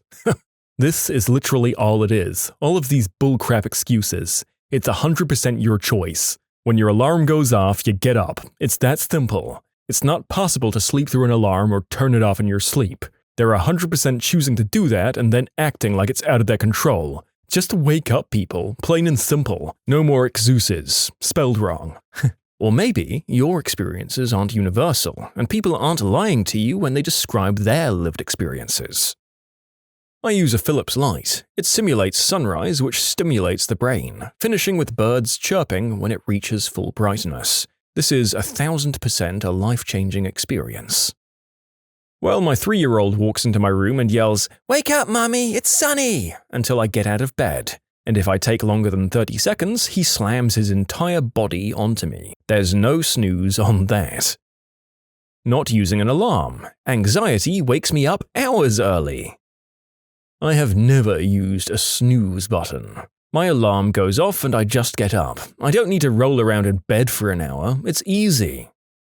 You can submit your own stories to be featured here on the channel. The story submission link is in the description below. Don't forget to subscribe to Am I the Genius? I went to a boarding school for my last 2 years of high school. When I moved in, I realized I'd forgotten my clock. I had a watch, but it was simple and didn't have an alarm function.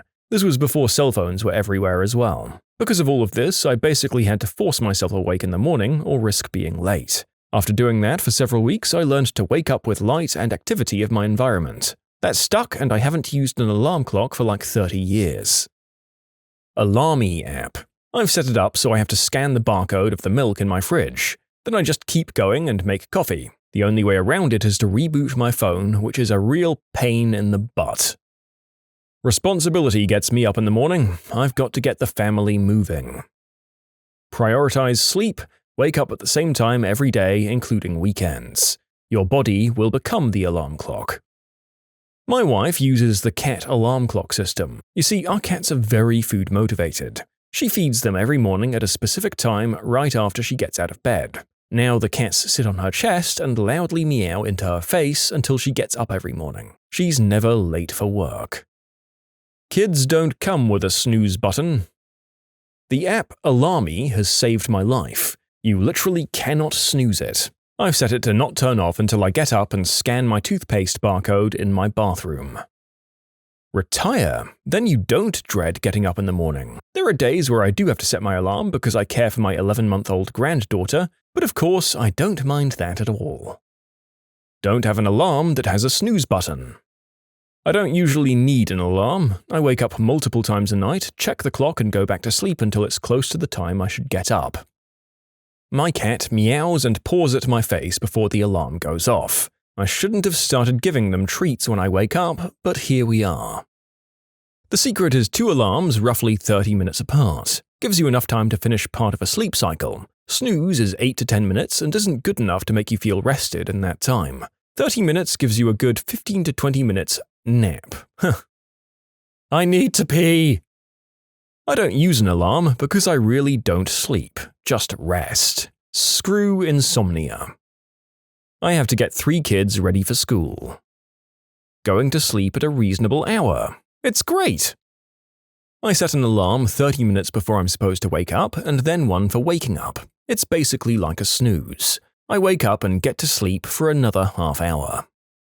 I was taught not to use the snooze in karate class as a teenager. The first thing you do each day shouldn't be failing at something.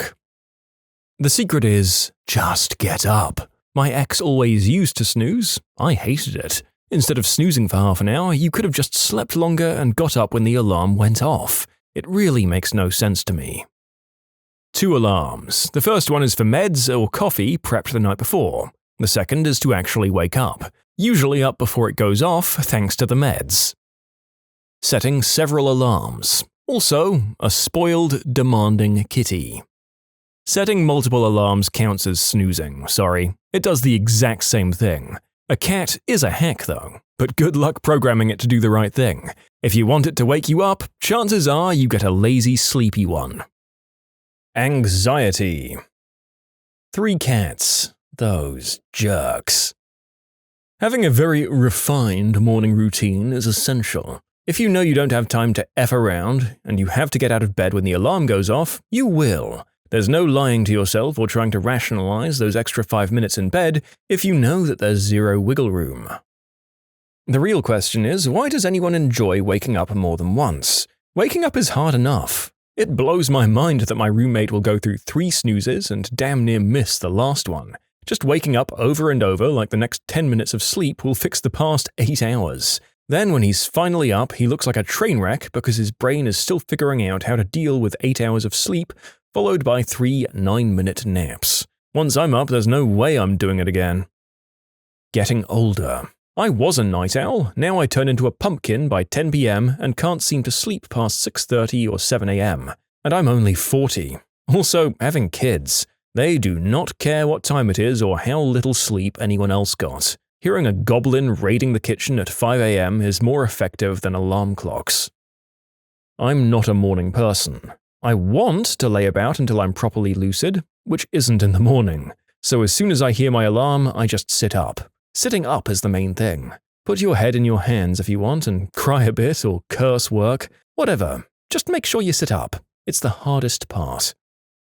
Set an alarm 1 hour before you want to get up. When it wakes you up, turn it off and tell yourself, yes, I still get 1 more hour of sleep. I've been doing this for years. I'm a retired bum. Every day is Saturday and morning is whenever I get up.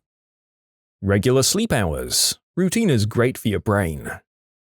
Hey, just get the F up and stop being a B word. Time anxiety. I can't function if I'm late or going to be late. Being early is a must. I feel like snoozing just prolongs misery. I tell myself, jump out of bed as soon as I hear the alarm. Because I set my alarm to the latest possible time I can get up. Otherwise, I'll be late. Now I have no choice but to get up. A 5-week-old. A toddler. Snooze is just self-torture. Set it for when you actually have to get up, and then get up. Set your clock for when you need to wake up, get out of the bed when it goes off. Those extra 9 minutes aren't going to help anyone. Keep the blinds open so that the sun wakes me up before the alarm goes off. I set my alarm clock on my dresser, which I can't reach from my bed. I then have my Google smart speaker set up a backup alarm for 10 minutes later. 60% of the time, it works every time. You can't hit snooze if you don't even know the alarm went off. Oh, no secret, I just get up. I don't know how to explain it, but I've always either gotten up right when the alarm goes off or a few minutes beforehand. Wake up mad. I get up before my alarm. I never give it the satisfaction of waking me up. Dogs. There's no secret. You just set the time for the latest time possible and that leaves you no choice but to get up. Snoozing just to fall asleep every 10 minutes makes no sense at all. Step 1. Don't set an alarm. Step 2. Leave the shades up. I get a real confidence boost when I don't hit snooze and get to marching. I'm kind of addicted to it. Because if I hit the snooze button, I'd have to wake up earlier to have the time to do that. As unhelpful as this is, you just do it. It's aggravating, but when you've got bills to pay and don't want to be fired, it's good motivation. And on my days off, I want to get to my apartment's gym before other people do. Just get your butt up. I usually wake up literally a minute before my alarm goes off, no matter what time I set it to. It's kind of bizarre. I often work 14 or more hours a day. I wake up an hour earlier than I have to start getting ready, make my coffee ritualistically, wade to the gram, fresh ground, and then for 1 whole hour I get to lay in bed, sat up, awake, enjoying my coffee. It's the best part of my day. I'm in control of it, and it makes me excited to wake up knowing that the first thing I do is what I want to do. I almost never snooze, but I do have a backup alarm set 15 minutes later, just in case I fall back asleep while my water boils. I have my phone out of arm's reach, so I have to wake up. I just tell myself I can get up and feel miserable now, or I can get up and feel miserable later. I set the time for when I want to get up. If I wanted to get up later, I'd set it for later. I don't understand people who do hit snooze. On a slightly more helpful note, do you drink alcohol? Someone mentioned it below, and it got me thinking it's why most people need snooze. You need something exciting to pull you up. Something meaningful, purposeful, and fulfilling. Like cranking your hog in the shower while listening to 90s worship songs. Well, you had me in the first part. I set my alarm to play the stupid crap that Donald J. Trump said this week. It always gets me up to turn the frickin' alarm off. I don't use an alarm. I'm 65 years old. I lay down around midnight and am asleep within 30 seconds.